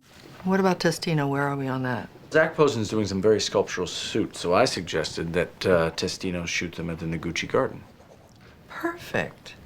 Thank God somebody came to work today. So the one person is Nigel that she can depend upon. Yeah. Again, laying this little groundwork with Nigel that he is a cut above. And then she rejects more things. And then the one I like the most, she asks, what else? They're showing a lot of florals right now, so I was thinking I could Florals? do a shoot. For spring. Groundbreaking. Poor Rebecca Mader. But really, the only actual story point in this scene is that we first notice that Emily is sick. Yeah. And coughs like right on Miranda, essentially, who says, Does anybody else have anything I can possibly use? Antibacterial wipes, perhaps? we're back with Emily, and we find out that there's some event coming up, and Andy asks her about the cold, and she says, How's the cold doing? Like death warmed up, actually. Oh, God, it's a benefit tonight. I've been looking forward to it for months. I refuse to be sick. I'm wearing Valentino, for crying out loud. you know, we set up this event, and then because she's going to this event tonight with Miranda, that means that Andy is off, which is great because it's Nate's birthday, and she's going to Magnolia Bakery, which was the big thing in 2006, because that is the Lonely Island guys are waiting in line for cupcakes at Magnolia Bakery. Oh, yeah. Let's hit up Magnolia and back on some cupcakes. That bakery's got all that bug frosting. I love those cupcakes like McAdams loves Gosling. The Narnia, the Chronicles of Narnia. The chronic chronicles of Narnia. Yes, the chronic chronicles of Narnia. We love that chronic chronicles of Narnia. Pass that chronic chronicles of Narnia. Baker's dozen. Yeah. And just as Andy's about to leave, Before the benefit tonight, I need to make sure that you're both fully prepped on the guest list. But I thought that only the first assistant went to the benefit. Only when the first assistant hasn't decided to become an incubus of viral plague. now to me it would make sense not to have Emily come with the viral plague. Right. But I think it would be less dramatic. She doesn't fully trust Andrea yet. Yeah. Which means that it's probably her first big event. Right. Which means that she's gonna, it's gonna be trouble with Nate's birthday, and Yes. B, now Andy has to learn all the faces in this 3 books of people in order to remind Miranda of who everybody is. Which is totally a real job. If I ever had a thing like this, I would absolutely need someone to do this job for me. That's why Tony Hale is so great on Veep doing my that God. job for Selena. Tony Hale is so goddamn funny in that show. It's amazing. But yeah, I can't remember names and faces. I am the worst. And having gotten divorced from someone who was excellent at this, it's a real, that is definitely something I lost in the divorce. So Andy is on the phone with Lily, telling her that she'll be late to Nate's birthday. And Lily is pressuring her. You can hear in her voice that this is an important thing. Andy, come on, it's his birthday. And then you hear her realize that this isn't going to work. Okay, but hurry. And I think it's hit just at the right level where we, the audience, can feel, oh, this is serious. Yeah. But Andy doesn't hear it because Nigel has just showed up with a beautiful dress. Again, there are moments throughout, and of course we lead to her eventually turning her back on all this stuff, but there are moments where she has a chance to turn around and she doesn't. She even gets called out on it later in the film, of course. And this is the moment, this is yet another moment, these little micro moments that happen throughout the movie where there's a chance to turn back from where she's heading to and she doesn't, right? And that's how it is sometimes. I'm not judging her. Young people, you just kind of have a lot of things going on and you make critical decisions at certain times because you think it's more important to do that. And you might hurt people, and clearly she's doing that. But I will say this: one of the negatives that I feel about the character of Lily is they spend almost no time with her, man. And she's supposed to be this like friend, the sounding board. We get almost no scenes with her in the film, other than at the group stuff around the table. And then later, when she blows up at the art exhibit, it seems to come out of nowhere. So there isn't enough time spent, is what criticism I would say, with that character. That being said, this film is so full of characters. Where would you fit her in to give extra scenes? So it's a difficult a tightrope to walk when you're adding characters like this that are essentially one-dimensional sounding boards for your main character. It's a great point because it's always this balance, which is that you go, okay, the engine of the movie is Miranda and Andy. Every time we're there or thinking about that, the movie's totally working. I want these other characters to be full and rich and full relationships. That's every second I spend with them is taking away from the Miranda-Andy story. Right. And then the other thing is, but if I trim them down so much, which is kind of what you're describing, then they become nothing and they add nothing. And so you're trying to go, how do I make them? And of course, and this is what I'll say. I think Devil Wears Prada is a really good movie. I don't think it's a great movie. In the great movies, and we've talked about this, and no examples are popping in my mind. The Jesus in The Big Lebowski is an example where you have 30 seconds with him, and you're like 100% in. You know, so that's what a great movie can do is with almost, but it's so hard. It takes such good writing, such good acting, everything you got to get right. And Lily is kind of, she's her friend, you know, like, that's the friend. Yeah. Would you like to know, I was trying to figure out when I would bring this up. Would you like me to tell you about Lily in the book? Oh, please. Yes. Lily in the book is about to destroy her life alcoholic. And Andy is ignoring it because she's so busy with Runway. This, in fact, is the major plot of the book. Wow. And this is what Paris becomes all about, is that, so first, like, Lily's just drinking all the time. She's not going to class because she's studying. She's not writing her paper. And they move in together, and that Andy's not there to help with the move-in, and Andy's parents end up moving all her furniture and find Lily drunk. And then some gross guy is in their house. Lily has no memory of this person. Like, Lily is spiraling out of control, and Andy is not there for her friend. That is what the book is about. Wow. Yeah. Which I'm glad is not the movie. Yeah. Because that's a whole other kind of thing. Yeah, agreed. The darkness in the movie, Yeah. We show up at a glamorous New York City event. I think it's shot outside the Natural History Museum. It is not the Met Gala, but it is the feeling of like there are fabulous, fabulous people coming in. It was very cold for this exterior shot. She runs into Emily, and we have jokes about the flu and how that's a good diet, which, by the way, I've totally had this thought many, many times.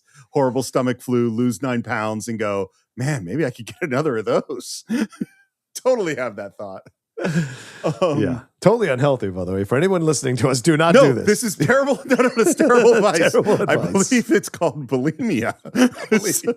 True. So yes, I'm not giving diet advice. I think we have a sponsor, Hims, that is giving, yes. Let's stick with our sponsor, Hims. Ding, ding, ding. We go into the interior there of this big party. This was shot in New York City courthouse, actually. Miranda looks beautiful. She's also wearing Valentino. There are all sorts of kind of star New York scene kind of people in the background. Isn't that Jacqueline Paulet from French Runway? Oh my God, Miranda hates her. She was supposed to arrive after Miranda left. This is not in the book either. This is all of this plot with her. This is all invented for the movie. Oh, okay. And of course, Miranda might hate her, but they act perfectly polite to each other in that completely fake / sincere way. You know what I mean? Yeah. Quelle surprise. Oh, wonderful. We're so happy that you were able to come to our little gathering. Of course. I planned my whole year around this. Well, we're so grateful that you do. And it's all venomous. It's great. And then we see Irv, who is the head of the company. And she says, and for the first time, we see Miranda not feeling like she has all the cards. Have you gotten my note? Yes, I did. Oh. We'll discuss it on Wednesday. Yes, I agree. No business tonight. And that's a little bit of plot that we're going to deal with later. Yes. And then someone's coming up, and Emily panics because she cannot remember his name. Yeah. And he's getting closer and closer, and she's trying to come up with it.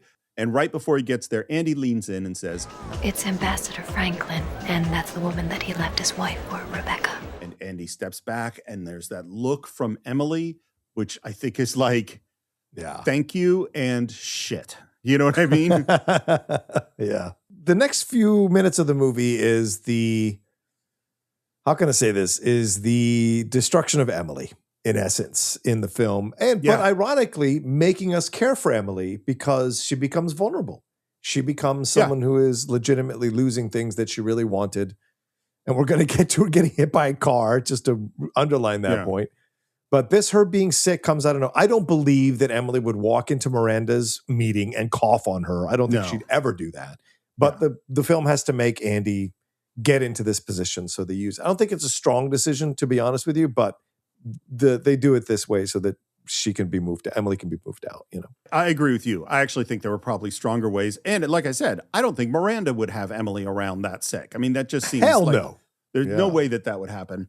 I think there were, we'll get to the car accident because I have thoughts about that too. Yeah. She is leaving the party, and of course, there is Christian, of course, looking charming and handsome and charismatic. You're a vision. Oh. Thank God I saved your job. I figured out a few things on my own, too. Turns out I'm not as nice as you thought. I hope not. Wow. If it weren't for the stupid boyfriend, I'd have to whisk you away right here and now.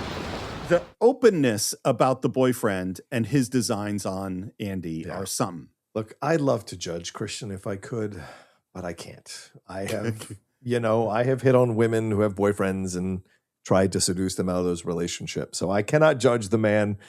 When you're feeling yourself and you think you're better for somebody, you make those decisions. It's up to that person to decide to let you in or not. And Andy is kind of just opens the door a little bit to him in this exchange eventually. She sure doesn't shut it. No, she doesn't. No. She could say is, well, I do have a boyfriend, so maybe this would be, maybe you should respect that. She could say that, but she doesn't say that. She says, do you actually say things like that to people? Evidently. He's smarmy as fuck, so yeah. Well, what's so funny, I think he's walking a perfect tightrope of, yes, he is smarmy as fuck, but he is charming. Like there is some charisma there, or maybe it's just working on me. Maybe I'm just all over the moon for him. I don't know, but there is something where I just go like, there's a lot of charisma, Yeah, that's why he was cast. He's perfect for this, yeah. So my editor for New York Magazine is inside, and I could introduce you to. You sent over your stuff for me to look at, remember? Yeah. All right, I gotta admit, I only read a couple because it was a very, very large packet you sent. But what I did read wasn't half bad, and I think you have a talent, Andy. Did he read her stuff? Fuck no. Here's the thing, and we've been kind of going on Andy a little bit, and I think it's fair to turn our attention on to Christian a little bit too. And because this is the kind of man who is dangerous. And by the way, and by that I mean he's older than her. He is seasoned in this business. He knows she's young and up and coming. And so what does he lead with? Oh, it's a good thing I saved your job. It's not how are you? How are things? How did the manuscript work out? Like blah, blah, blah. It's hey, look, I saved your job. So already he's putting in her mind, like, you owe me. I'm not going to say it, but it's like, it's there, right? And then he, as she, it's too bad you have a boyfriend. So he's clearly chipping away at her. And then he drops the bomb, which is, my editor from New York is in here. I could introduce you. But it's all in an effort to seduce her. This is all an effort to try to have sex with her. There's nothing about this that's altruistic that he wants to help her career in any way, shape, or form. He found her attractive. He negged her the first time they met. And then now he's coming in to try to use the things that he did for her as leverage to try to get her into bed. So he's a smarmy little bastard. And it's not hidden. This is the thing. It's no. It's like because he's saying the boyfriend stuff. He is saying whisk you away. So it's all transactional to some degree. Like as far as whether or not he read it, in my headcanon, he opened up the packet. He read 3 sentences of the first essay.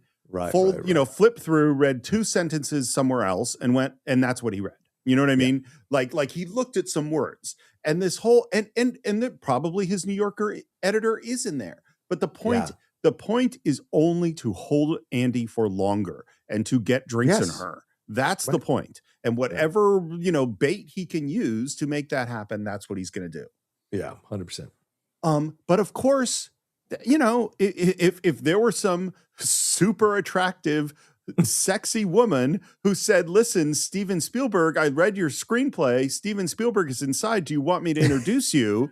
And she was flirting with me. I would have a very rough time not going into that place. Yeah. And not going to your partner's birthday party. Yeah, that's true. That's Fuck my partner. Steven Spielberg is inside and they might see my screenplay.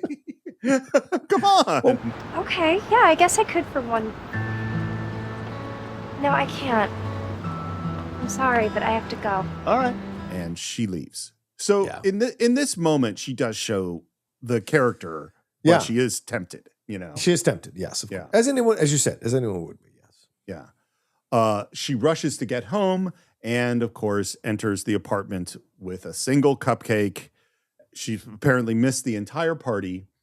And Nate, as he should be, I understand people saying he's not a supportive boyfriend, but he's upset. And I think he's correct to be upset. I agree. He is correct to be upset, for sure. Nate, I'm so sorry. I kept trying to leave, but there was a lot going on, and, I didn't have a choice. Now, at this point, I'd be like, you have choices, Yes. People in life have choices. So there are circumstances where people don't, but this is not one of them. Don't worry about it. And go to bed. Can we at least talk about this? Turns back and looks at her and says, You look really pretty. I think it's a great line here because it is a line that is normally a compliment. That is normally a nice thing to say to people. Right. And it isn't in these circumstances. It's saying something much more complicated. Yeah, but I don't think he's saying it to hurt her. I think he's just saying it like, well, in my opinion, I think he's saying it like, I'm still going to say, you look great and whatever amidst this issue. But maybe it can be seen as him taking a shot at her because he talks about the dresses and the way she looks in better clothes and all of that.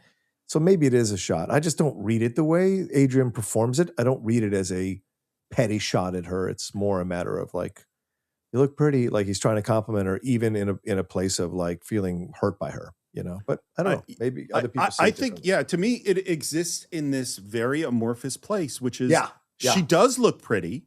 Yes. But part of her looking pretty is this person that isn't the person that he is dating, and the fashion is part of what's keeping us apart. And there's just a lot of stuff around that line, which I like.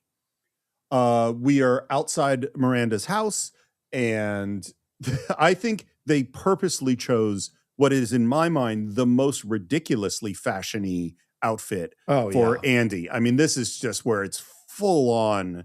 Normal people don't dress like this, and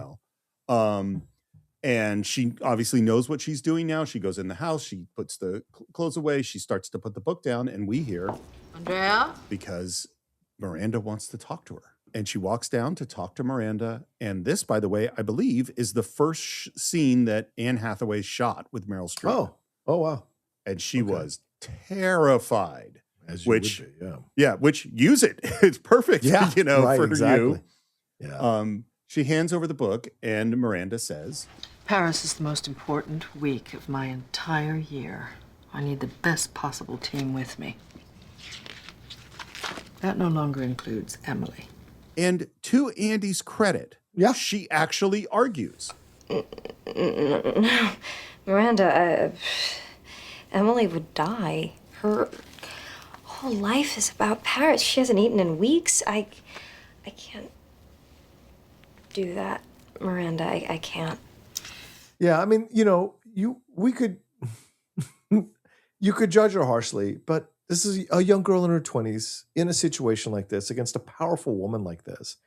And she's, as you said, it's like the amorphous stuff with her and Nate. She's also amorphous about whether, where she's at right now, what she's doing with her life right now and in this situation. And she could have pushed back harder. She could have said no and walked out. But, again, you're in your 20s. There's this possibility of more. And so it sits there with you, and she just kind of accepts it. Well, I do think the film. Well, we'll get to. Anyway, go ahead. Yeah, sorry. Well, I mean, so I disagree because we'll kind of talk about how it goes. We just had the scene with Christian where she was clearly tempted to go inside, and she didn't. Yes, and now she did. I think she does say no to Miranda in this moment. She says, "I can't do that," but then Miranda says, If you don't go, I'll assume you're not serious about your future at Runway or any other publication. It's the any other publication. Like if your dream is to write for the New Yorker or whatever, right. But, Miranda calls every other editor and says, "Don't hire her," and that's the end of your career. Yeah, I mean, to me, her backing down on this one is not surprising to me. That's what I'm saying. I don't think it's a bad thing. You could judge her for this moment, but you're in your 20s, and this person is powerful and holds power over your career. Yeah, the decision's yours. That's all. And Andy just kind of stands there in it and then turns to leave. And to me, like, there is a difference between my job and position are more important than yours, and my life is more important than your life. That's where like Miranda believes and is correct that her job is more important than Andy's job. Right. But she just threatened her entire future. Yeah. Over her job. That is not, like this is where, and we, there's all sorts of abusive people. You'll never work in this town again, people in Hollywood. Those people are really like that. And if there are certain people, if you piss them off for something stupid, it could affect the rest of your career. How many actresses have come out, name actresses like Ashley Judd and Maria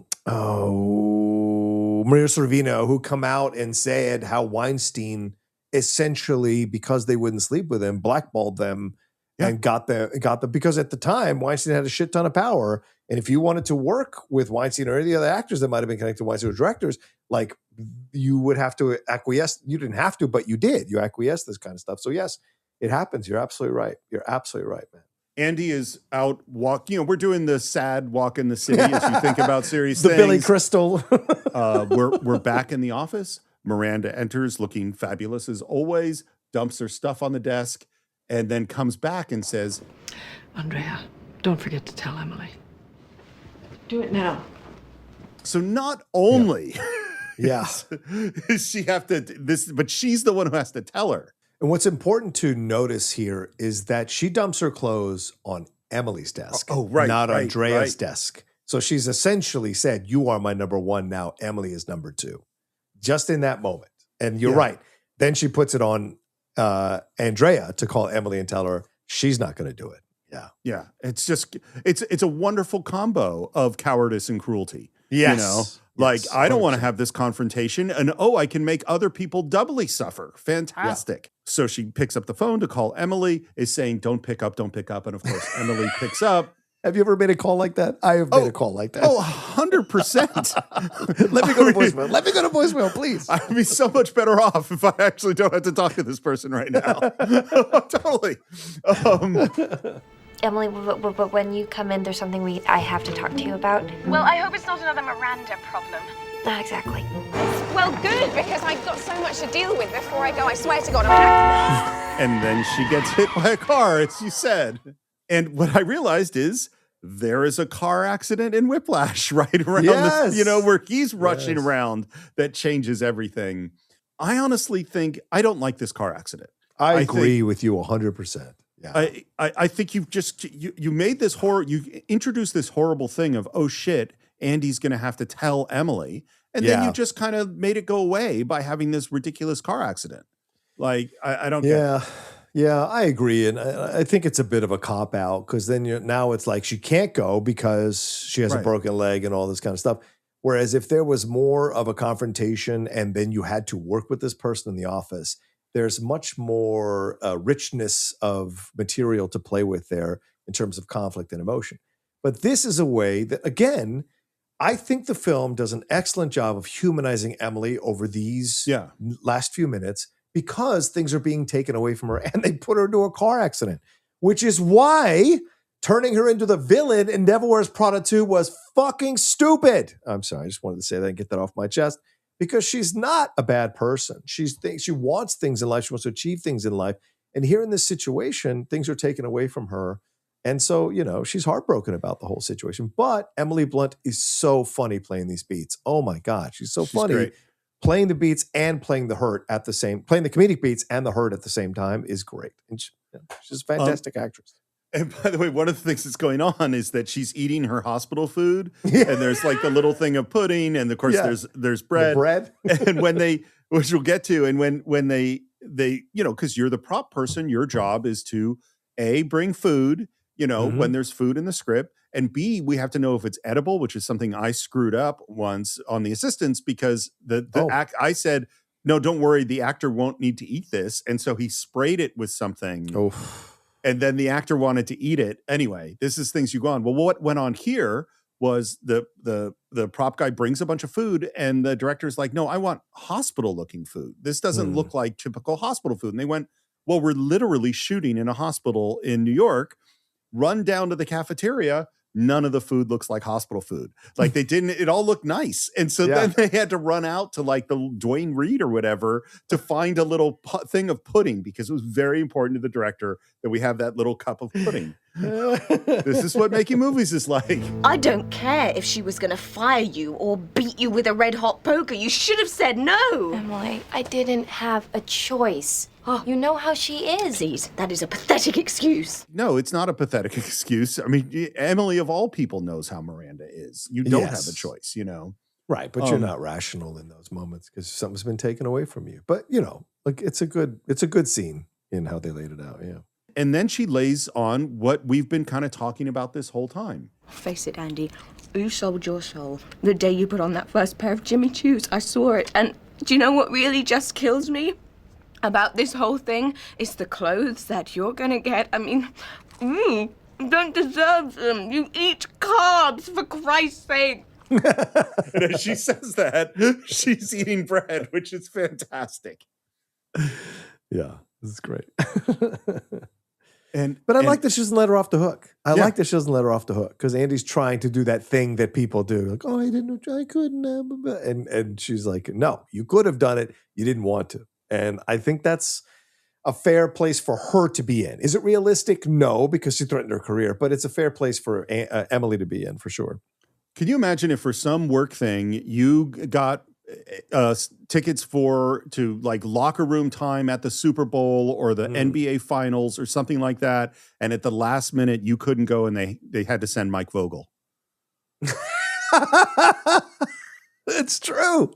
You don't even like football. Yeah, you don't know anything about this. 100%. Get hit by a car. Emily, just go. And now we're at, as you mentioned before, we're at this art gallery where obviously Lily works. Doug is excited about her going. Lily gives her directions on how to look through the exhibits. And as we're going through, we see Christian looking at her out of focus in the background. Hey, Miranda girl. Hi. I was just thinking about you. Oh, come on. It's true. I'm profiling Gautier for interview. And making my Paris plans, I found myself wondering if you were going to be there. Well, actually, I am going. I think she's a little flirtatious back. Oh, yes. Yes. And I believe that the rules, not the rules, but when you're going to be with someone that you're attracted with in your own country, it is different than being with that person far, far away in a romantic city. Those are different things. I'm staying in a fantastic little hotel in the south, right across the street from the falafel restaurant that could change your life. Which, by the way, that's where my ears prick. I was like, what? Falafel restaurant that could change my life? I'm in. I'm sorry, I'll be too busy working. I'll have to find someone else's life to change. Well, that's just it. I'm beginning to wonder if I can. And he moves in and kisses her on the cheek just as Lily comes around the corner to observe this. Right. And she closes her eyes and receives the kiss. She doesn't push him away. Does. No. She doesn't say no. She doesn't put her hand up. She kisses. She allows herself to be kissed by him. Yeah. Yeah. She is clearly tempted by this situation. Yes. Oh, Lily, he's just a guy I know from work. Yeah, that looked like work. Look, you're making a big deal You out know, the Andy I know is madly in love with Nate. He's always 5 minutes early and thinks, Club Monaco is couture. For the last 16 years, I've known everything about that Andy. But this person, this glamazon who skulks around in corners with some random hot fashion guy, I don't get her. Yeah, the problem is that it comes out of nowhere because we just saw her 2 minutes ago be overly excited that Andy was there and excited about that she's going to Paris. And so is what's-his-face. And she comes in and says, I'm going to introduce this guy to somebody. Blah, blah, blah. So she's very happy. And she sees this guy. Instead of asking Andy what happened, instead of figuring out what happened, there's this explosion. And I get it. There was a call. She missed Nate's birthday. I get it. But we don't have enough backstory to support her exploding to this level. Does this make sense to use it as a vehicle in the movie? Sure. Someone's got to call her out in this way. But like, I think it's not quite built up enough, again, because we didn't spend a lot of time with her building up her character, Yeah, I mean, basically, it's like what we said about Adrian Grenier, is all of these are perfectly fine characters that you would come up with to be her friends. And they're saying all the things that Andy's friends would say. But there's nothing I'm emotionally involved in at all with any of these people, Right. Lily, have fun in Paris. And then, of course, that's when Nate's there. So Lily accidentally observed the Christian kiss, and now Nate comes in to accidentally hear that she's going to Paris, and she didn't get a chance to tell him. You're going to Paris? Yeah, it just happened. I thought Paris was a big deal for Emily. Great, now you're gonna give me a hard time too. And she walks out. What the crap? Yeah. Yeah, and because this one is like, no, he just found out yet another disappointment that you're going away to do this thing after you just missed his birthday. And by the way, you've had a whole day to tell him that you're going to Yeah. Paris, and this is your boyfriend. This is not some guy you just met. This is your boyfriend. And you're telling us, you're waiting all this time to tell him about Paris, and you think you go to this event and not tell him still. Like, when are you going to tell him? Like, after the event, when you get home?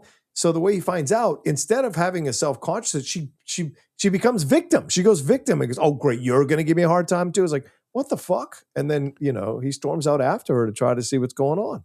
What do you want him to do, John? Leave a photo shoot? No one could make a cell phone. They couldn't get a signal. It's like exactly what Miranda is doing. Is that the Miranda world is so important that everything else is less important? Why can't everybody understand that everything is more important than you? Yeah. This is almost like the Anakin story. She is becoming Vader. If she goes forward with this, she could become Vader, the second Miranda, right? She's almost like a second coming of Anakin in a way, to make that loose connection.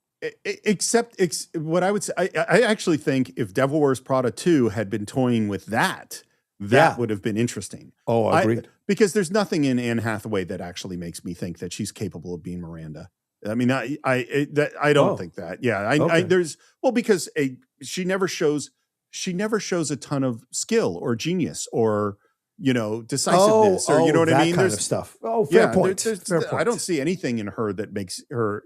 I guess I just mean emotionally, she could become Miranda in some format down the road in a different arena. But yes, I hear you. Andy, what the hell is wrong with you? I didn't have a choice, okay?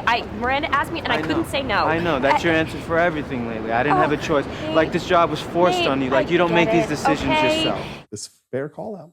It is. And it is entirely the opposite of Whiplash. In Whiplash, Andrew is deciding to do all of these decisions, even ones that seem self-destructive, and Andy believes she has no control over her.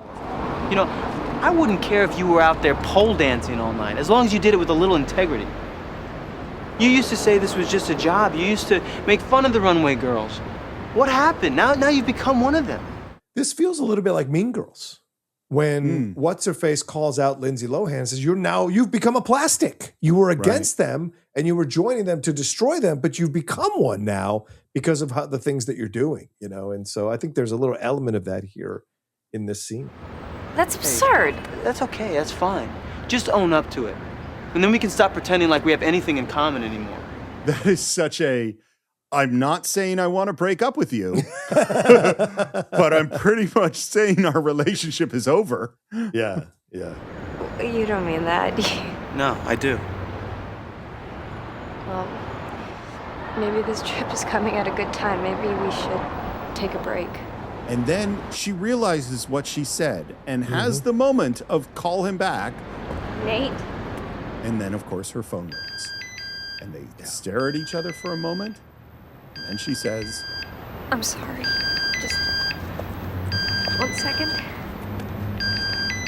In case you were wondering, the person whose calls you always take, that's the relationship you're in. I hope you two are very happy together.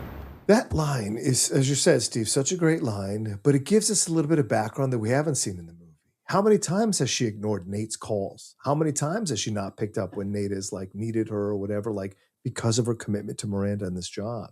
So it's a fair call out. Listen, if you want to judge people, we can judge Nate, we can judge Andy, but these are two young people in their 20s in a relationship with professional things pulling at them. And so, sometimes those are the formative relationships. And yes, we're giving Andy a little bit of a hard time sometimes as we break this thing down, but both of these people are in their 20s and they've got their desires and whatever. And sometimes it just doesn't work because it's not the right timing, or you're just not the right people at the right time, and it slams together. And clearly this back and forth is that, because Nate could be a little more understanding about the situation, but he's about calling her out a little bit more, but it's not the best way to bring her back to being normal. Right. So, back to who she was, I guess. Yeah. You know what I totally like this movie, and I'm not saying that I'd want this change, but the movie starts right with the contrasting montage of Andy getting ready, and then we're at runway getting the job. So which is what you want to do in a movie. You want to get right to the exciting part as quickly as you can. If you had started with Andy and Nate and their plans, and she's writing and she's talking about journalism, and she's like going, I've been doing this free reporting on homelessness for so-and-so, and he's talking about his life, and they're making plans. And we really because we actually never meet Andy before she's at runway. We don't get a sense of the relationship. We don't get a sense of who they are. So we don't have as much to contrast with. Like if we had, and that's why the Nate relationship and the friends all feel a little bit flat, Yeah, good point. We're in Paris. Yeah. This movie initially was not going to shoot in Paris because it was too expensive. And then they were seeing the rushes, the daily footage coming in, and the studio was more and more liking this movie. And Frankel, the director, kept pushing, hey, can you get us some money to actually shoot in Paris? Finally, they give in. They give just enough money to get Anne Hathaway to Paris and a few other actors, but not Meryl Streep. Meryl Streep never went to Paris because it would have been just too expensive to bring her to Paris. Wow. Yeah. Isn't that interesting? Interesting. That is and so what you're interesting. seeing, like the way it's shot is that, just remember, the Anne Hathaway does show up in Paris. Meryl Streep never does. So anywhere that Meryl Streep is not Paris. It's shot in New York. And they're driving the car, and of course we have the beautiful, gorgeous shots of nighttime in Paris, and Andy's looking out the window, and she is smiling, and I do not think she should be smiling. The last moment was the breakup with Nate. Instead of going, like, they're shooting the, oh my God, isn't Paris beautiful? I'm so happy to be seeing Paris. And I think if I were doing it, it would be shooting, oh my God, Paris is beautiful, and I feel so sad and alone at this moment, and I should be having fun, but I'm not. Right. That's where I think she should be emotionally. And we're at a show, and there are models on the runway. Miranda's in the front row. The actual designer Valentino is there. Heidi Klum is also here. There's some other models that are well known. And then, of course, Christian walks up. I've been thinking. Oh. You still owe me for Harry Potter. Do I? Of course you do. Are you working tonight? No, actually, Miranda has a dinner. Great, you're free.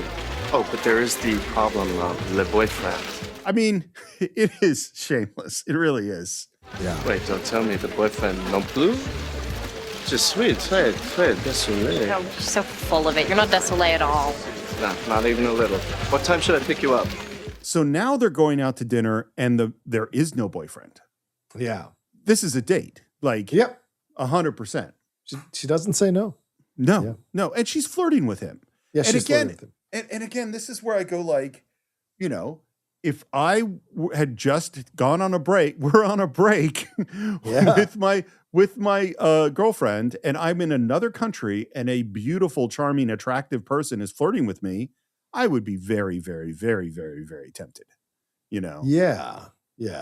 I mean, the film doesn't dwell on too much of the drama of her life. It presents it, then it moves right on to these things to keep you distracted and enjoying it, because this is also supposedly an upwardly mobile story that she is getting access to all this stuff. So in a way, they're fooling the audience to not feel too much of the weight of the emotional stakes of what's going on until finally that moment with her and Miranda in the car. But it is what you're getting, constantly being moved right off of any kind of feelings of sadness.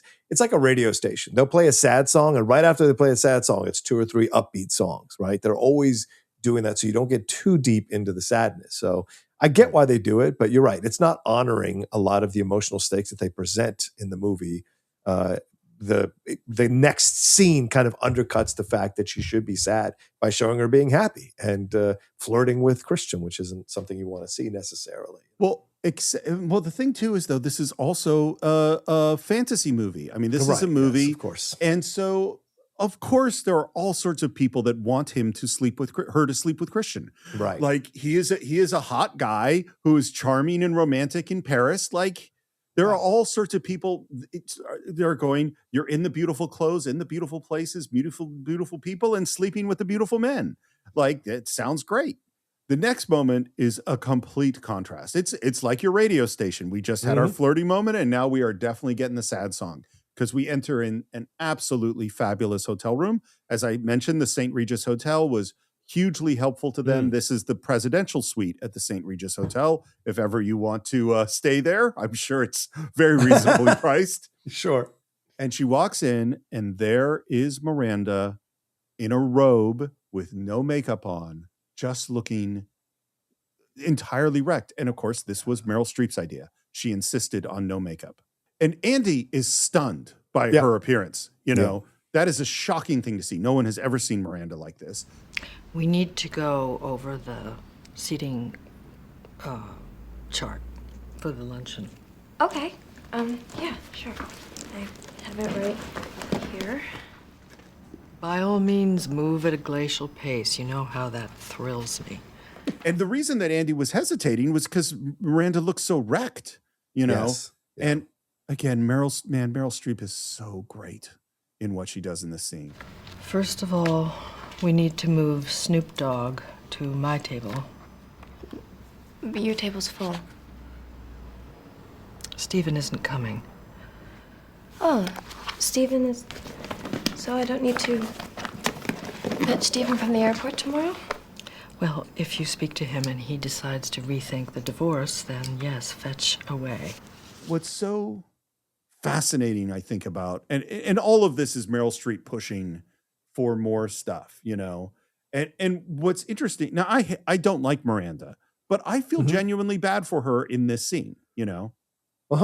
Which is obviously the intention of the scene. But that's why we love good actors who play villains, because they find the humanity in the villains, right? Whether it's Hans Gruber or Lecter or Miranda or what have you, the great ones. Like this scene, she's been a pretty terrible person, as you point out numerous times, Steve, throughout this movie.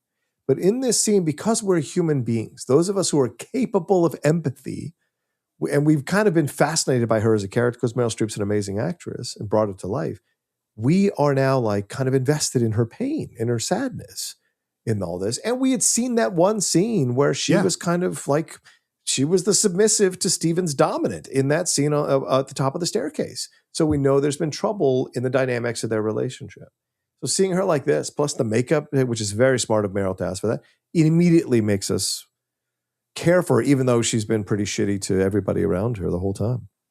So throughout this whole process, they have been constantly checking in with Meryl Streep on the writing. What can we do? What do you want? What do you need? Her only request in this scene was to give her less, cut as many lines as possible. And Meryl said this many times. Yeah. And there are a few actors that say, I remember De Niro, there was some De Niro movie where it was just like, no, cut it down, cut it down, cut it down. Is that that's a sign of a confident actor. Yes. That is, I will call that the anti-Shatner. Like, and I love William Shatner, but Shatner always counted everybody's lines and he had to have the most. One other thing, by the way, because she is substituting Snoop Dogg for her husband at the table, in my headcanon, Snoop Dogg is the next Mr. Miranda Fletcher. That's, oh my. Not Miranda Priestly, not Miranda Fletcher. Miranda Fletcher. We don't want Miranda to marry Fletcher. That's an entirely different thing. And then Miranda just kind of soliloquizes just for a moment. She goes into her thoughts. She says, another divorce. Splashed across page 6. Just imagine what they're going to write about me. The Dragon Lady, career obsessed. Snow Queen drives away another Mr. Priestly. And the camera pushes in on Andy, who's just sitting there watching this. And you probably had them too, where you're in a moment where like someone totally unexpected is suddenly expressing something really emotional and you're just kind of standing there witnessing. Oh, yeah. It's weird. Yeah, it is. But I also think this is the danger of a villain in real life. There are people who are terrible to other people who have these moments of humanity And they are the moments that you attach to and try to navigate the more toxic moments. This happens in relationships. This happens with addiction. This happens with anything, that there are people who are like 95% are the way they are. And then they have this 5% that is human in certain moments. And you glom onto that because you say to yourself, or you convince yourself that this is who this person really is. If they would just put away all this other shit, this is who they could be. But it really rarely turns out to be the case with people like that. Like, as I've spoken before about my 5-year relationship, the reason I stayed so long is I would get those 5% of windows where she was human and empathetic and understanding. And that's the person that I fell in love with. The problem is that all these other things that would come across that were the 95% or maybe 90% of her stuff that was not the thing that I would. So I was always working to get to the 5 to 10%. And that's the problem when you are in a relationship, whether at work or personal, with someone like this, is that you catch yourself holding on for the 5 to 10% when you really should be getting the fuck out of that relationship completely, because that 5 to 10% rarely ever grows past that number. You know? I think that the mistake we often make is that we see that 5% and it's very powerful, you know, hugely powerful. And we go, oh, that's the truth of that person. Yes. All of the bluster and all of the anger and all of the actions that you don't like, they really have this heart of gold. And if only you could see what I see. That's a thing you hear a lot. Oh, yeah. Because it's that 5%. And the thing is, no, that 5% is 100% true. Yeah. It's just not the truth. It is 5% of the truth. Right. The other stuff, it's not that the other stuff that you get 95% of the time is a lie. Yeah. That's all true too. Yes. All of these things are true. I feel terrible for Miranda Priestly, but mostly because Meryl Streep is just so great in this moment. That doesn't make me think she's a good person. Right. You know, horrible people can have really sad moments that I have deep sympathy for. Yeah. They're still a horrible person. And this next line is kind of it's the evidence. It's what we've been talking about this whole time. I don't really care what anybody writes about me, but my girls, it's just so unfair to the girls. Just another disappointment, another letdown, another father figure gone. Which is. I'm sure she feels all those things. And I don't know if the failure is she's talking about her or if she's talking about him or the marriage failing. But all of and her feeling and love for the girls, I totally believe. But she hasn't been there for them. No. If she really cared about the girls, she'd have made herself more available. Yeah. But you know, people like this convince themselves that they're creating a better life for their children and their children's children. So they'll do these things that satisfy their ego, but they're actually but they're convincing themselves that they're doing it for their kids. The doing it for my kids thing, when you're that rich, Miranda Priestly, she could retire right now. There's plenty of money for kids and grandkids and probably great-grandkids. Yeah, and if you didn't live a ridiculous lifestyle, probably great-great-grandkids. Like that when you're rich, doing it for the kid. You're not. That's not what's happening. 100%. Anyway. Point is, and then there is a big transition where she shakes herself out of being in these emotions and says, the point is we really need to figure out where to place Donatella because she's barely speaking to anyone. I'm so sorry, Miranda. If you want me to cancel your evening, I can. Don't be ridiculous. Why would we do that? Is there anything else I can do? Your job. That's all. Did you like this window that you got? Exactly. Well, we just closed it right on your nose. Yep. Yeah, exactly. Yeah. Andy again looks in the mirror, looks at herself, and then the editor had the idea to go from there to the flashback of her before the job and then come back to this, which is that's what you do this is classic. If you didn't get the point, I am editing in a shot to make you understand that she is thinking about who she used to be and how she's changed and her relationships and her future and where she's going just with that one cut. The first thing is he is very impressed with the clothes that Andy picked out for herself. Incroyable.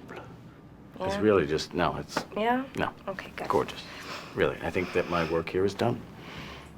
And Nigel is excited. He pulls out champagne. They're going to celebrate. What are we toasting? They're toasting, my dear, to the dream job. The one that 1 million girls wanted. Which I got months ago. I'm not talking about you. And then he explains that that someone's making a big investment in James Holtz and they need to take on a partner for a global brand. And that partner would be me. It does No, Miranda knows because she put me up for it. Oh, God, no. Miranda. And then the Tooch is just giddy with excitement. He is so happy. I'm going to be able to come to Paris and actually see Paris. Congratulations. Huh? Oh. Nigel, you deserve it. You bet your size 6 ass. 4. Really? Cheers. Because the greatest thing in the world is for someone to go from a 6 to a 4. And of course it is. As a person who has lost weight, it can be the greatest thing in the world. It can be. But it is a little weird in this movie for me. Because it should be under healthier conditions than the Exactly. pressure of trying to lose weight. Yeah. And now we're out at a restaurant with Christian, which is not the falafel place, clearly. Oh, okay. I just want to say that, yes, there are things that Miranda does that I don't agree with. But Come on, you hate her. Just admit it to me. no. She's a notorious sadist, and not in the good way. And my thought at this moment was like, isn't he a reporter? Like, you Yeah. shouldn't be talking about your famous boss to a reporter. But she's young, she doesn't know these. But she's, anyway, she's young. That's what I was saying. Okay, she's tough, but if Miranda were a man, no one would notice anything about her except how great she is at her job. Which I think definitely there is some truth there. Yeah. But I've always pushed back on that. I'm not going to make a big deal of it, but I've always pushed back on that because we call out plenty of men who are assholes. I mean, Elon Musk has been getting destroyed. Trump gets destroyed. Like, I don't know where this world exists that men aren't getting called out. Now, they may not lose their jobs. They may not give up. But I think throughout history, we've called out men, powerful men, for shitty things that they've done.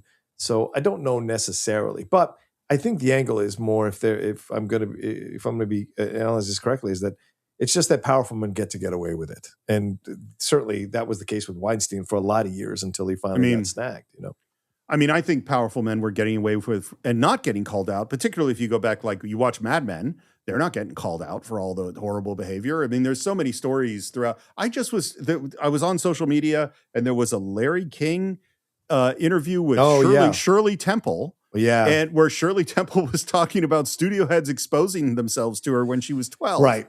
Right.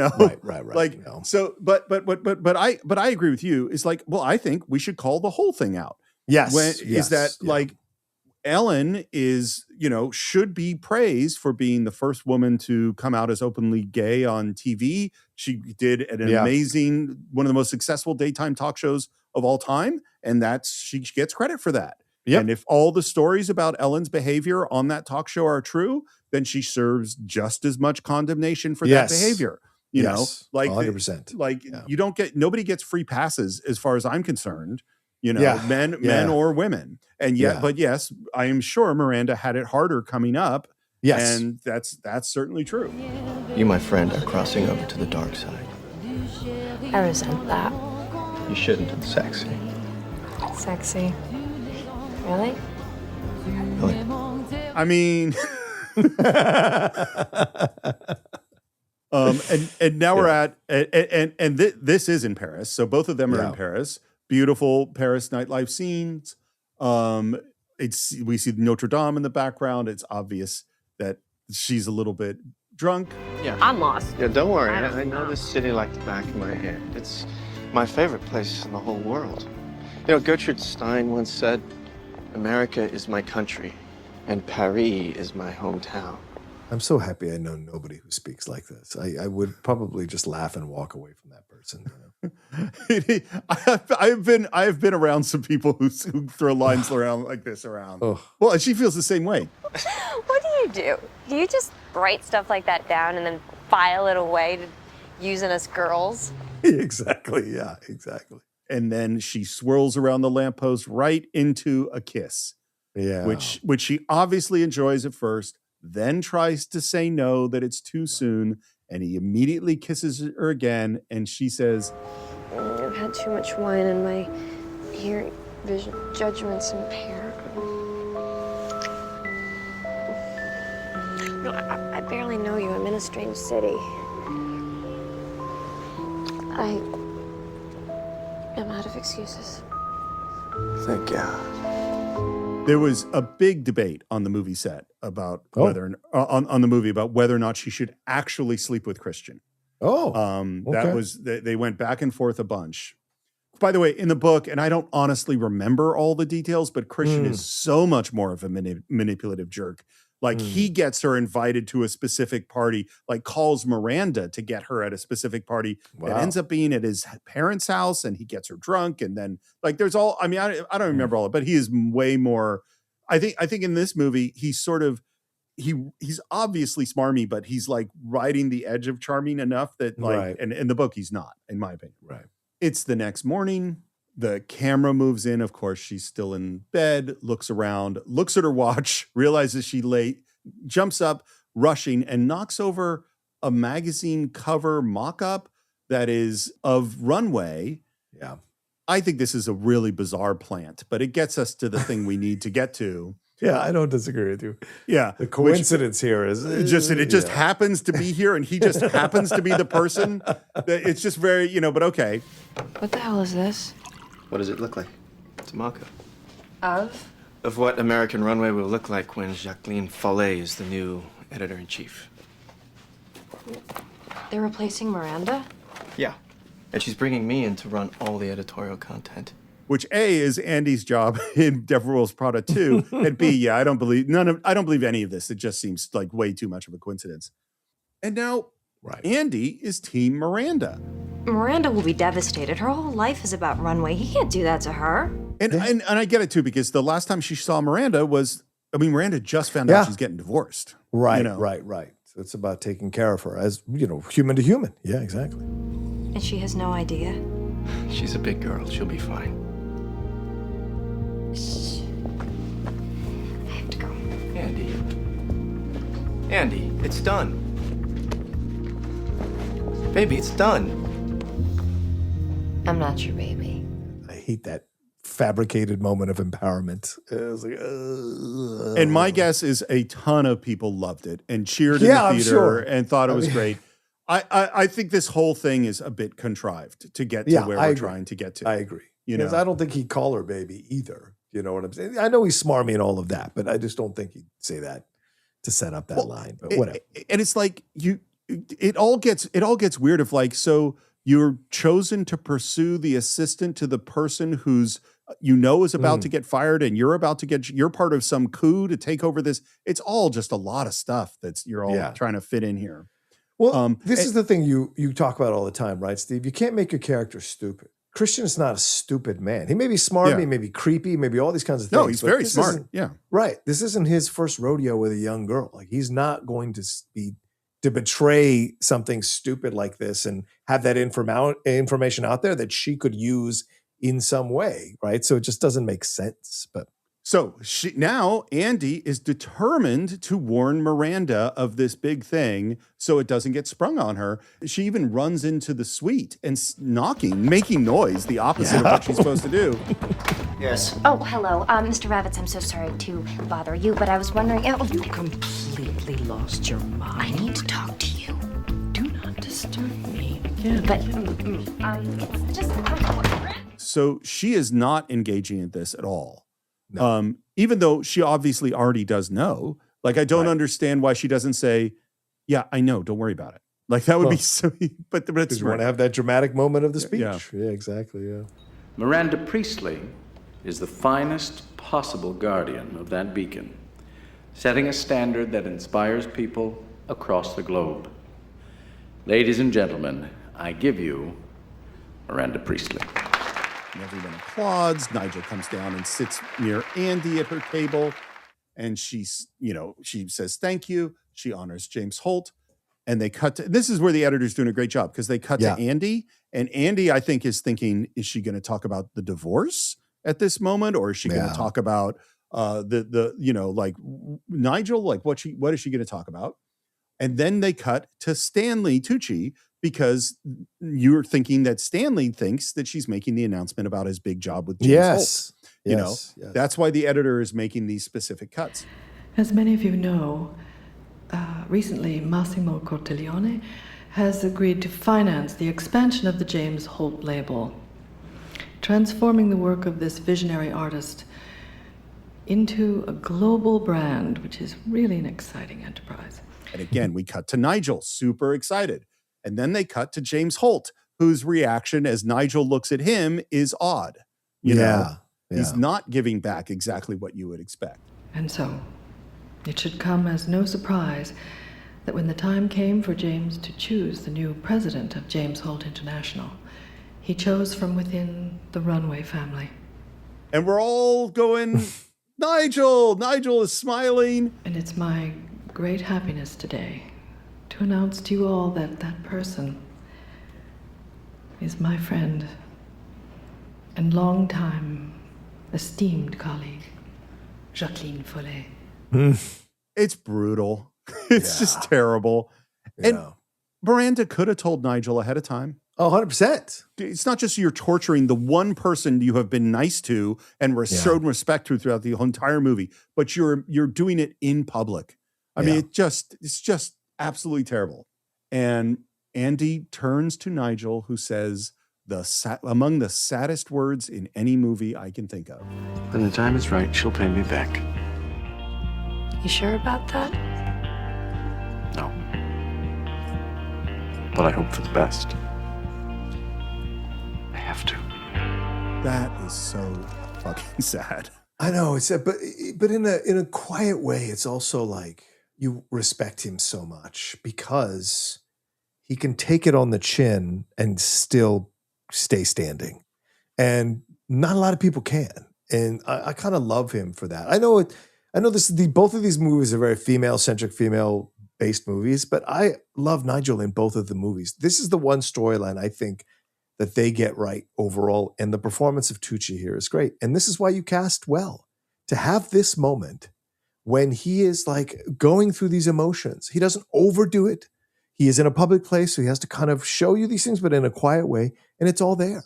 And it's so great the way he says that line of like, no, but I hope for the best. Because I have to hope for the best. Because if you think it's tough to be, if you think life is tough, try being a gay kid, in this whole situation. And this is my dream. This is since I was a kid looking at Runway magazine under my covers with a flashlight. It's been my dream to work here. So yeah, sometimes I got to eat a little bit of shit because I love this job and I love the status of being at this job. And so there's so much in that line that I think makes him a hero to me in my mind, As sad as it is, because you're right about it, it's sad, I'm going to say something terrible. I agree with I agree with everything you're saying.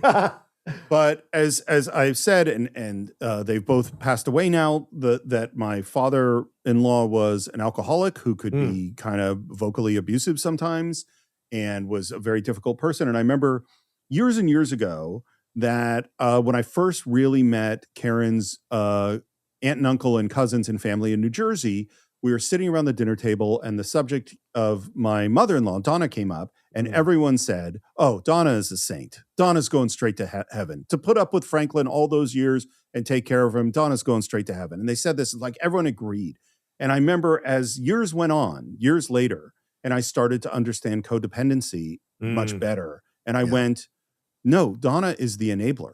Like the abuser can't abuse without enablers to enable them. Sure. And this line of I have to hope, that I'll get paid back someday is saying I'm going to stay in an abusive relationship forever and continue to enable this horrible abuser who has just done something horrible to me and will do horrible things to me repeatedly in the future. I know that she will.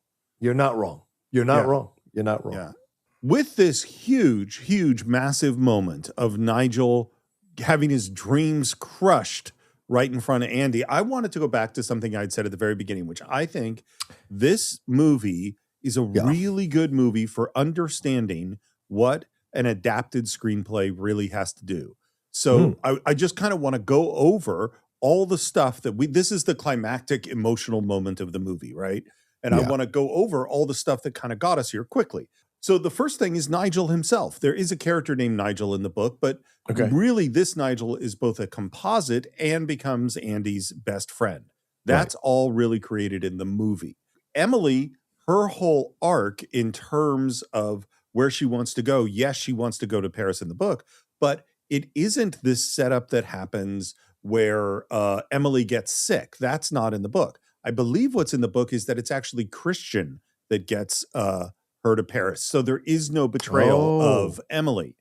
Right. We have the line from Nigel of when your personal life is hanging by a thread, that's when you're about to get a promotion. That is a critical line that's not in the book. Having the scene Miranda and her husband is not in the book. Miranda's personal life falling apart is not in the book. And the setup of James Holt, the whole reason that he exists is to have the betrayal of Nigel, none of which is in the book. Wow. Yeah. So all of this is them looking at the story in the book and going, we need to clarify this, sharpen this, and really make this work as a whole. That's the adaptation that they actually do. Would you like to know the big crisis that is in the book? Sure. Well, Lily, our good friend Lily, is continually to spiral until while Andy is in Paris, Lily, with some random guy, gets drunk, drives a car the wrong way down a runway street, gets into a terrible accident, and is in a coma. And the version of Nate that's in this book, although his name's not Nate, they've already broken up because Andy has done much, much worse things in the book than she does in the movie. And he and Andy's whole family is all at the hospital because Lily has no one else.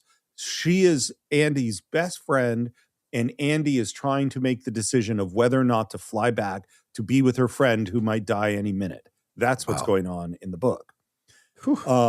Which is heavy. It's heavy and really, really, really different. Yeah. It's outside. Andy gets into a car and sits next to Miranda. This is shot on a soundstage in Queens. This is a process shot.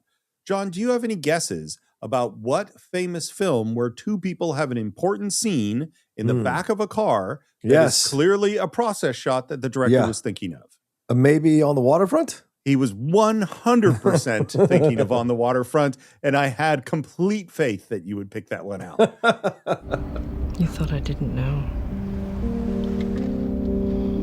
I've known what was happening for quite some time. So again, by the way, this scene is another one that they wrote and they nervously handed to Meryl Streep and said, do you like it? Is there anything we can do? And Meryl, as she said every time, said, yes, give me less, and cut down her lines. Wow. Took me a little while to find a suitable alternative for Jacqueline. And that James Holt job was just so absurdly overpaid that, of course, she jumped at it. So now we see the behind-the-scenes machinations of Miranda going to keep her job. Right. And then she says something, and I'm curious of what you think about it. Truth is, there is no one that can do what I do, including her. Any of the other choices would have found that job impossible, and the magazine would have suffered. Do you think this is true? I think that she believes that she's the only one who can do the job that she does. That I do believe. The other thing I think is more self-serving because her saying that no one else could take that job and do it, or who's qualified to do the job. Isn't that a bit of a side swipe at Nigel? That he couldn't, right? So, well, but Nigel wasn't going to take over her job. But I think, yes, I agree. No, I think it's a side swipe of everybody. Yeah. Well, he was going to take over the Jacqueline job that Jacqueline ended up taking, right? This job. So she's saying, like, you know, the job was absurdly overpaid, and anybody else getting in there wouldn't have done as good of a job as Jacqueline, is what I think she's intimating. which is a shot at Nigel to agree. And I think to a degree, and I think that's the self-serving part. She wants Nigel to stay at Runway. So in her mind, what she did here by making these moves is solidify her position and keep her guy with her at Runway, whether he wanted to stay at Runway or not. Yep. And maybe even Miranda saw it as a betrayal by putting him up for it. And I don't know how deep this machination goes. Did she offer Nigel up knowing she was going to take it away from him at the end as a moving piece on a chessboard? That's very possible. I had the same thought because she needs Nigel. You know, I think that, look, there's no question that the movie is telling us that Miranda is amazing and that she is amazing at this job. I totally believe that. She might be the best person to run this magazine ever. That's possible. To me, this is just another version of privilege, is the view of yourself that you are so indispensable that no other human could ever do what you do. And therefore, it's justified you treating all these other people like shit because you're the only buddy who could do this job. No, yeah. It's a, what do you call it? It's a kind of it's a double-edged sword, because it's it's that ego that allows you to achieve the things that you achieve in life, but it also makes you wildly believing in the fact that your shit doesn't stink. Right? There's a great line in Running Scared. Dan Hedaya says it to Billy Crystal and Gregory Hines when they think Chicago is going to fall apart without them staying as cops. And Dan says, as their captain, he says to them, it's truly a terrible thing when police officers think that an entire city is going to fall apart when they leave the job. And it's basically that. You think you're so important in the cog of the machine that you're irreplaceable, and you're right. No one is irreplaceable. It doesn't mean the replaceable person is going to do better every time or the same, but no one is irreplaceable. You're right. Well, it's like, I don't think that anybody can direct a movie like Martin Scorsese, but that doesn't mean other people can't direct that movie. They would direct a different movie. Sure. Give me Coppola's Raging Bull. I would see that in a heartbeat. Sure. It would be fascinating. And then she says something that's very interesting. Especially because of the list. The list of designers, photographers, editors, writers, models, all of whom were found by me, nurtured by me, and have promised me they will follow me whenever and if ever I choose to leave Runway. Now, the way she says that is, I helped all these people out and they all love me and are loyal to me. But this is also a big, fat threat. Yeah, this is 100%. The reason people are going to follow her is because they're all scared of her. Right. You know? Because she wields the power. But she also possibly helped their careers by breaking them onto the pages of Runway, all this kind of stuff. But again, it's all in the ulterior motive to have essentially a mini army that she can call into motion when she's threatened. And certainly in this time, she did that. Well, and I'll give you two really good examples. One is Emily wouldn't have met all the people that she met and be involved in all the fashion world without Miranda. And Nigel certainly wouldn't have done all the things, the amazing fashion things that he's done because he's working for Miranda at Runway. And also, Emily didn't get to go to Paris and Nigel had his dreams crushed. So we don't know. I 100% believe that Miranda helped Nigel in his career. I totally believe that. Yeah. But she also has stopped him in his career. And we don't know if this is the first time, and we don't know if this is the last time. Yeah. But I was very, very impressed by how intently you tried to warn me. I never thought I would say this, Andre. But I see a great deal of myself in you. This is what she's been wanting. What's so funny, because again, this is whiplash, is you have Fletcher who's abusive, and this guy desperately trying to please him, and at the end of the movie, he finally pleases the abuser. Right. And this movie goes a different way. I don't think I'm like that. I couldn't do what you did to Nigel, Miranda. I couldn't do something like that. You already did. To Emily. Did she? Yes, by a certain prism, right? Because we would say, well, she had no choice because Miranda threatened her entire career. right? But she still could have said no. She still could have risked her entire career and stuck to her ethics, her morals and principles, and not gone to Paris with Miranda. So in a certain way, certain point of view, if we use a Star Wars term, you can see it that way. And certainly for Miranda's worldview, it fits, the logic fits for her, right? That's the way I would look at it. Yeah, Or I mean, say it. the threat from your boss for your entire future career Yeah. is a hell of a lot different from what Miranda was facing. And she is an already successful, already wealthy person, Right. who, yeah, you might lose a job, but it's not like she was forced to fire Nigel, Right. by somebody else.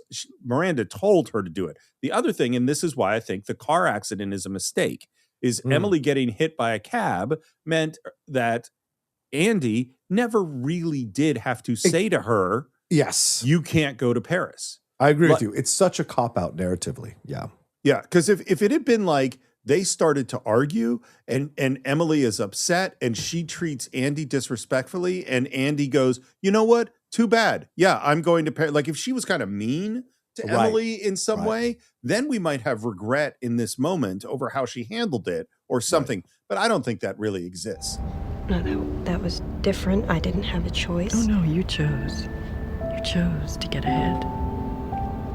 You want this life? Those choices are necessary. But what if this isn't what I want?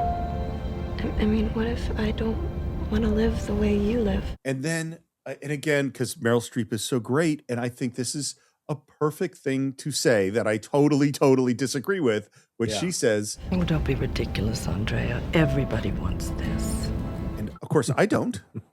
Like, it doesn't seem like fun to be Miranda Priestly at all to me.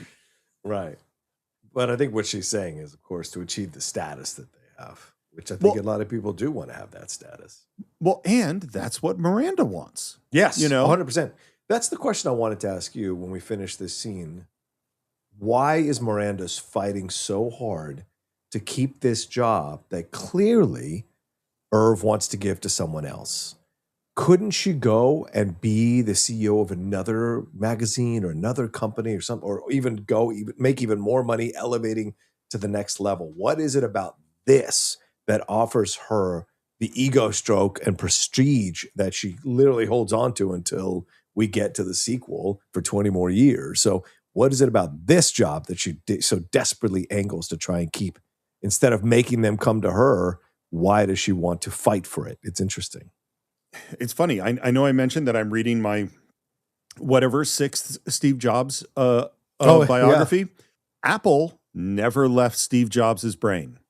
The fact that he was fired from Apple, Apple was always there. Apple was his company that he built. That's what Runway is to Miranda. I totally get that. Like the idea that she would get fired. I mean, I think the idea of her getting fired from Runway is worse than her divorce by far.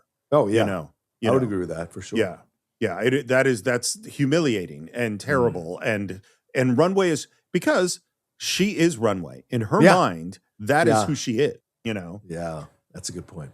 And Miranda, after saying that everybody wants what I want, puts on those glasses and smiles before going out into the sea of paparazzi who are all taking pictures. And Andy looks at that, looks at Miranda, thinks, and turns around and walks away. Yeah. It's great. And Miranda looks back for Andy and doesn't see her, looks again, and I think she realizes what has happened, and Miranda goes inside without her assistant. Yep. And then Andy walks up to a gorgeous fountain, and this is, of course, why you want 2 days to shoot in Paris, because there are some things that like the interior of the St. Regis Hotel, we can see and believe that that's a beautiful hotel in Paris. Yeah. But there's certain exteriors that just look like Paris. Yeah. And she gets a call on her phone, and she looks at that phone and throws the phone into the fountain and walks away. She made a choice. Yeah. And she does make this choice. And Miranda may still destroy her and her career, but she makes the choice. So you could argue she could have made the choice all along if she wanted to, because she does make the choice. But she had to be ready to make the choice. And in this moment, after what happened with Christian, after what happens here with Miranda and Nigel, and especially when Miranda says to her in the car, I see myself in you. Yeah. That is, and that reflection moment where she thinks back to who she was before when she's putting the lipstick on was the beginning of this journey in her mind. And in this moment, she says, no, I don't want this life. You know? I to me, like the 1-2 punch of seeing Miranda makeupless in that very vulnerable moment with her marriage falling apart and all that stuff, and the betrayal of Nigel, it's like, this is, guess what? This is the future. Yes. The future is relationships falling apart and constant, never being able to trust this person above you, and constant threat of betrayal and pain. You know, that's what it's going to be. In the book, she goes to Miranda, tells her about her friend Lily, but has pretty much decided to stay, she thinks, and not going to go home to see her dying friend. Wow. And Miranda is even more effusive and complimentary of her in the book than she is in the movie. It's much more, I see myself in you and you're going to be the next me and blah, blah, blah. And then she gives her, pretty much ignores and offers no sympathy to the friend in the hospital, and then gives her yet another Harry Potter style impossible task. And Andy in the book, very loudly, very publicly, in the middle of a big event, tells Miranda Priestly to fuck off and walks out on her. Of course, has to be grandiose. Yes, that's the book. We're back in New York with Nate, who's in the middle of work and asking what's up. I wanted to say that you were right about everything. That I turned my back on my friends and my family and on everything I believed in. And for what? For shoes and shirts and jackets and belts and... Nate, I'm sorry. It's a good apology. It's good. And he tells that he's gotten some new job, and they sort of talk about the future and possible grilled cheese sandwiches in the future, and maybe they can make things work out. So, what about you? I mean, what are you gonna do now? I have a job interview today. Oh yeah? Mm-hmm. That's what you're wearing? Shut up. I like this. And what she is wearing is not the kind of, she just threw clothes on that she was wearing at the beginning of the movie. Right. And she is not wearing an outfit like the clackers, like the runway models that she's been wearing throughout. She is wearing fashionable clothes that seem like her. Yes. It's great. Yeah. It's very symbolic that she's found her voice. In essence, that's what that shows. Yeah. Well, and that's why in this film, I mean, it's always, wardrobe is always super important, but it's particularly important as a metaphor in this film. And then we end up at a busy, obviously a news office for her interview. And the actor there is John Rothman. John Rothman has been acting for decades. He's been in films like Ghostbusters, 3 O'Clock High, Big. Some of you might remember him in Big as well. Done a number of TV shows throughout. And so he's just a really good character actor popping in. And he looks the part, doesn't he, here, Steve, as this kind of editor? There's almost like, who's the guy that has that show? Joe Scarborough. He almost looks like Joe Scarborough a little bit in running a paper or whatever when he sits down to talk with Andy. So he's got that look to it, which is different from Devil Wears Prada 2, where Andy's friend has the stock writer look of the faded New York Yankees hat and the blue button-down shirt, all of that. This guy looks more organically the part as opposed to a caricature, you know? And he compliments her on her writing, but he has one question, which is, why were you at Runway for such a short period of time? Yeah. And she says, Learned a lot. In the end, though, I kind of screwed it up. I called over there for reference, left word with some snooty girl. Next thing you know, I got a fax from Miranda Priestly herself, saying that of all the assistants she's ever had, you were by far her biggest disappointment. And if I don't hire you, I am an idiot.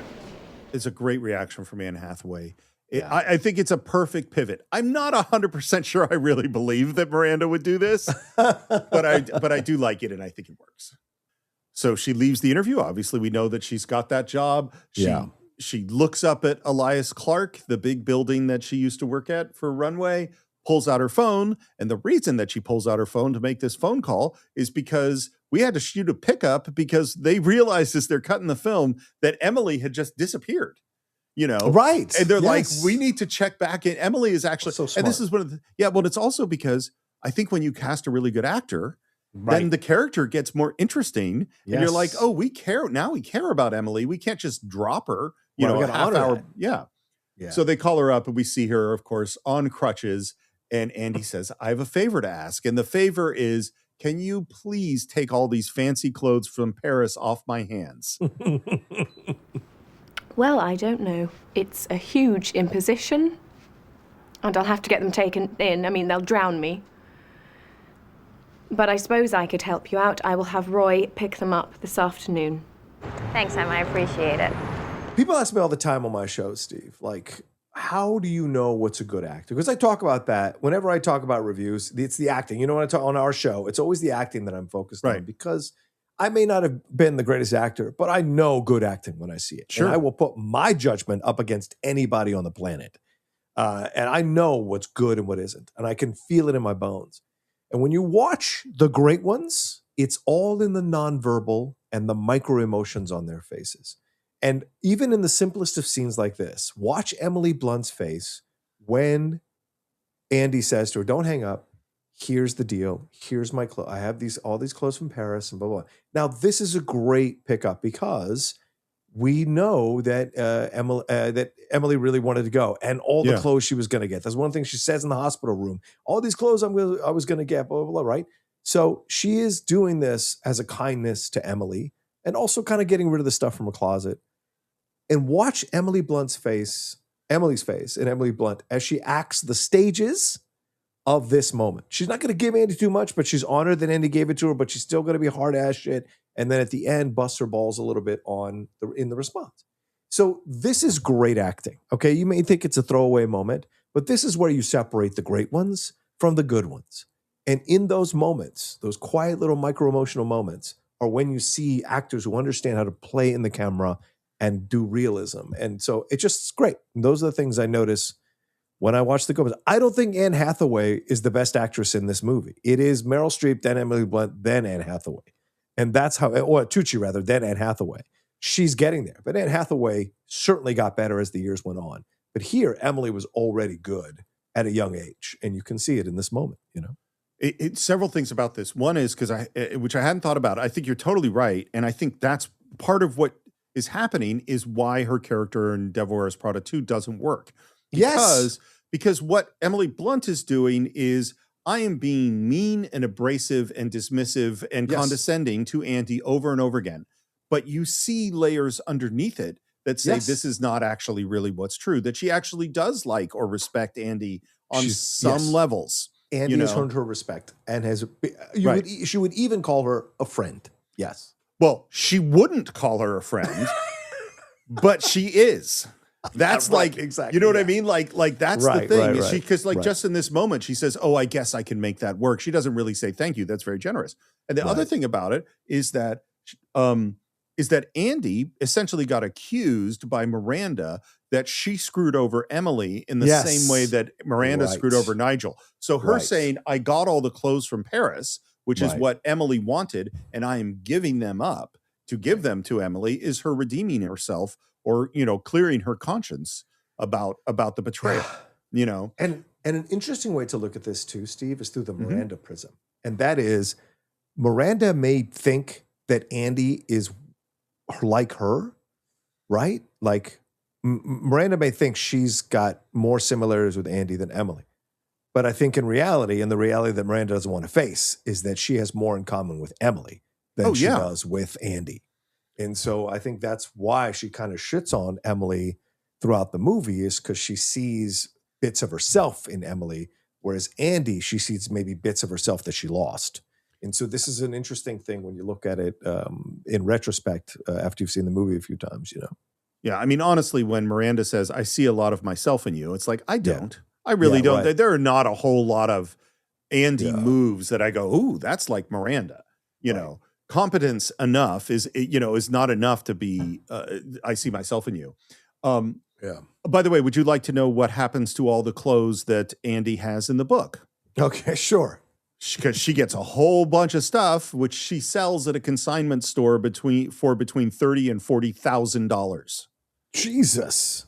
Yeah. Wow. Can you imagine, like, you leave a job with 40 grand worth of stuff to sell? That's crazy. And then our last moment with Emily is she turns to the new Emily, or the new Andy, the new assistant, which was, by the way, a total last-minute decision. Like, it sounds like it was like on the day that they said, oh, there should be a new assistant, and rushed out and did an audition like the hour before, got someone into hair and makeup to get this last couple of shots with them. Yeah, where she turns to the assistants and says, You have some very large shoes to fill. which is a nice little button on the fact that she does respect and care about Andy on some level. Again, that's why the sequel doesn't make any fucking sense. Anyway, go ahead, yeah. And then it is Miranda walking out to her car. I don't understand why it's so challenging to get my car when I ask for it. And the camera pushes in on Andy, and Miranda turns and sees her. Andy waves. Miranda does not wave. Gets in the car, grabs those glasses, and just at the last minute, she looks at Andy, and I think specifically looks at her outfit. Yes. In my mind. And then Miranda smiles. What do you think's behind that smile? Here, I think two things. The first thing I think is what the movie is trying to tell us is exactly what the facts from Miranda said, which is that even though that on some level Andy betrayed me, in her betrayal of me, she has earned my respect, and I do think this is an impressive person, and I actually like and wish her well. Yeah. I don't really believe personally that Miranda would smile at this. I don't quite believe the facts, and I don't quite believe the smile. But that is what I think it's telling I us. think the smile is a crowd pleasing one. I agree with you. It's Exactly. done to it's done to make the crowd happy about the situation. But I think if you want to make the smile work, the way I look at it is that because Andy is more fashion dressed than she was when she met her, Miranda has affected her life in the positive. Oh, yeah. So that smile is a smile from a place of ego, or the laugh even is from a place like she will always carry me with her, no matter. I changed her life. Yeah. And so in a way, that smile and laugh could work if you want to remove the crowd pleasing aspect of it all, which is what it literally is. Yeah. But yes. That, of course, is the end of The Devil Wears Prada. A couple things about post. Sounds like the editor came to exactly the same conclusion as the director and the last screenwriter, which was this movie works when it's about Andy and Miranda. That's what you do in post. It's all about feeling. It's like you're watching and you're going like, yeah, something's happening here. And you go to some other scenes and you're like, nothing is happening here. And so the same process of pulling apart everything, pulling out everything that wasn't directly contributing to the thrust of that story was super important. The studio really liked the film. You know, we've had so many movies where the studio hated it and was against it and tried to hide it or crash it or take money from it. It sounds like the studio went, no, this is really working. So they switched it from a premiere that was going to be in February, which, as you know, is the death time to release movies. And they move it to the summer, essentially as counter-programming to Superman Returns. So they knew Superman Returns is going to be the big movie. And they're like, let's put this in the theater the same weekend. Again, they have the marketing department that came up with that red stiletto heel, that turns into the trident. Fantastic. It premieres at the LA Film Festival on June 22nd, 2006. Anna Wintour came to the premiere, and guess what? She was wearing Prada. Of course. She had apparently said that she thought the movie was going to go straight to DVD, but when she was interviewed, she described it as really entertaining. What's really funny about this movie is that it actually, in a strange way, made Anna Wintour more lovable to have this portrayal of her.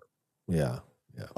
Opening weekend, it does come in second to Superman Returns with an opening of $27 million. It eventually earns $326 million in the box office. Wow. That is absolutely huge. It is the biggest box office movie for Meryl Streep up to that point until Mamma Mia, which beat it. Oh, right. Meryl was nominated for Best Actress, which is one of those weird ones because she's not the lead. The lead character is Andy. You know. And it's not like Silence of the Lambs where Anthony Hopkins is Best Actor, but he is the biggest male actor in that film, even though he's not the lead. Whereas this is like, no, there is a female actress that is clearly the lead of the movie, and it is not Meryl Streep. Right, But she's nominated. She did not win, by the way. It was the other. It's weird. This is Judi Dench was nominated for Notes on a Scandal. Oh, yeah. Kate Winslet for Little Children. Penelope Cruz was nominated for Voltaire.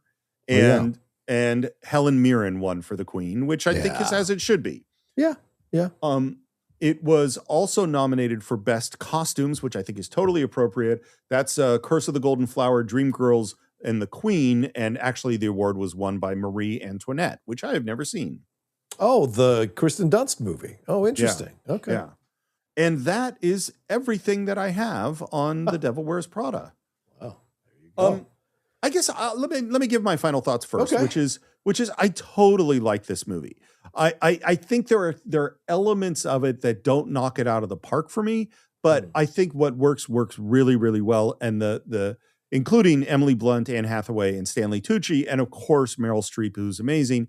And I also think, we've done 2 movies about abusive people now in a row. And so I've spent, the last couple of months being angry at these people because, and this is the thing, it's not that I don't think that there are special people who under certain circumstances their work can be more important than other people's. And I even think that those people sometimes deserve some slack, some extra credit for behavior that maybe isn't perfect because they're under so much pressure, so much talent, working so hard. Okay. I do not believe that any human is better than any other human. I really don't. And I think it's not that they might be smarter, they might be stronger, they might be more charismatic. All those things might be true, but all humans are worthy of the same human respect. And what makes me so angry in both of these films is we have 2 humans who think they know best, and they know so much best that in one way or in a different way, it is okay for them to be cruel, nasty, demeaning, insulting, and cause all sorts of human pain to achieve what they think their goals that are important. And I don't like it. So I'm glad that we're through these kinds of characters, hopefully for a little while. Yeah. But I do think they're really good movies, both because they're made by incredibly talented people and because, guess what? There are a whole lot of humans who do think that they're better than other people, and therefore it's okay for them to be cruel and abusive, or even don't see the people around them as humans at all, which I think is what happens a lot of the time. Well, I will say that I think it was great to walk back into this movie, especially because I was so disappointed by the sequel. It's great to remember how good this movie actually is and how much more deceptively complex than you think it might be. And I love movies that kind of knock you back on your heels a little bit or on your ass a little bit. And that speech with the double belts thing was a speech, I think, that was delivered to all the people who make fun of fashion, who've ridiculed fashion in its creation and in its existence. And I think that's great. It's always good to have movies that are proud to be what they are and push you back a little bit when you try to criticize it. And I appreciate that throughout the movie. And I like the story of Andy. I may have criticisms of Andy, but they're always tempered that she's in her 20s and still figuring out who she is. And we're on this personal journey with her. And I think this is an Anne Hathaway who is just about to come into her own as an actress in a few years. And you see the beginnings. This is like DiCaprio in The Aviator. He's not fully there in The Aviator, but he's getting there. And it's always great to see the good ones like go on this journey themselves as actors and see where they're at and check in. And there's a lot of good moments in this movie that I think later, if she was to do this movie again, it would be interesting to see the Anne Hathaway actress now, what she would bring to it in terms of levels. Almost if you would do a sequel where she plays the same character. Right, that's true. Yeah, but way better script and way better approach. But yes, but seeing all of that is great to see. But plus for me, I learned so much about fashion watching this movie. And isn't that a great thing as well, that you learn so much of this, that it's palatable in a way that makes sense. I like the humor in this movie. I like the drama in this movie. I like the stakes in this movie. And this is one of those movies that somehow the right people came together at the right time to create a fantastic film, because this director never quite hit these heights again. I don't know if the screenwriter ever hit these heights again, but I can't remember hearing her name on anything else.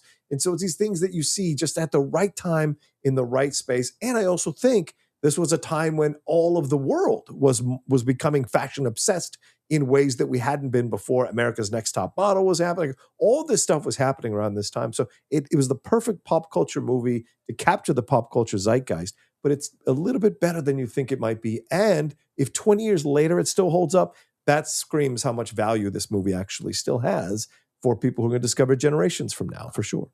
Okay, so that is what we think of The Devil Wears Prada. Of course, we'd love to hear your thoughts. You can visit us on our Facebook page. Just do a search for The Cine-Files, CINE-FILES, Cine_Files on Twitter, The Cine-Files Podcast on Instagram. And of course, the best place to have these conversations is on patreon.com/The Cine-Files, where if you join on the free tier right now, you can listen to our review of Devil Wears Prada 2, although you already have a few ideas of what we think about it. And of course, you can also listen to all our shorts at the $5 tier or above. You can join our advisory board where you can make decisions about the future of the Cine-Files. We've recently worked out, I'm pretty sure, our entire schedule for the rest of the year, so they all know what's coming. If you join the advisory board, you could know what's coming too. And of course, you can get the ad-free versions of the show as well as shorts on Apple Podcast, and you can reach me at SR Morris on Twitter. John, how would people reach you? You can always reach me at The Rocha Says on all my social media. Also, please remember my YouTube channel, youtube.com/John Rocha Says, with all the shows happening there, the Hot Mic Geek Buddies, the Spill the Tequila, and my reactions and reviews, all of that happening. I'm in a new show coming up called The John Rocha Show. The Rocha Show is what we're going to call it there, where I really go crazy about all the stuff going on in the world. So please come and follow me there. And of course, don't forget to subscribe to our YouTube channel, where we endeavor to go live every month, at least once on that channel there for you all's enjoyment. And John, I think that we should tell these fine people what is coming next on the Cine-Files. Strap in, everybody. Please take it away, Steve. See, normally we do one season of a director a year, but this year we are doing not one, but two, and what a director. We will be going into, starting next week, with an exploration of his life and his career, the films, the world, the majesty that is Christopher Nolan is coming up right here on the Cine-Files.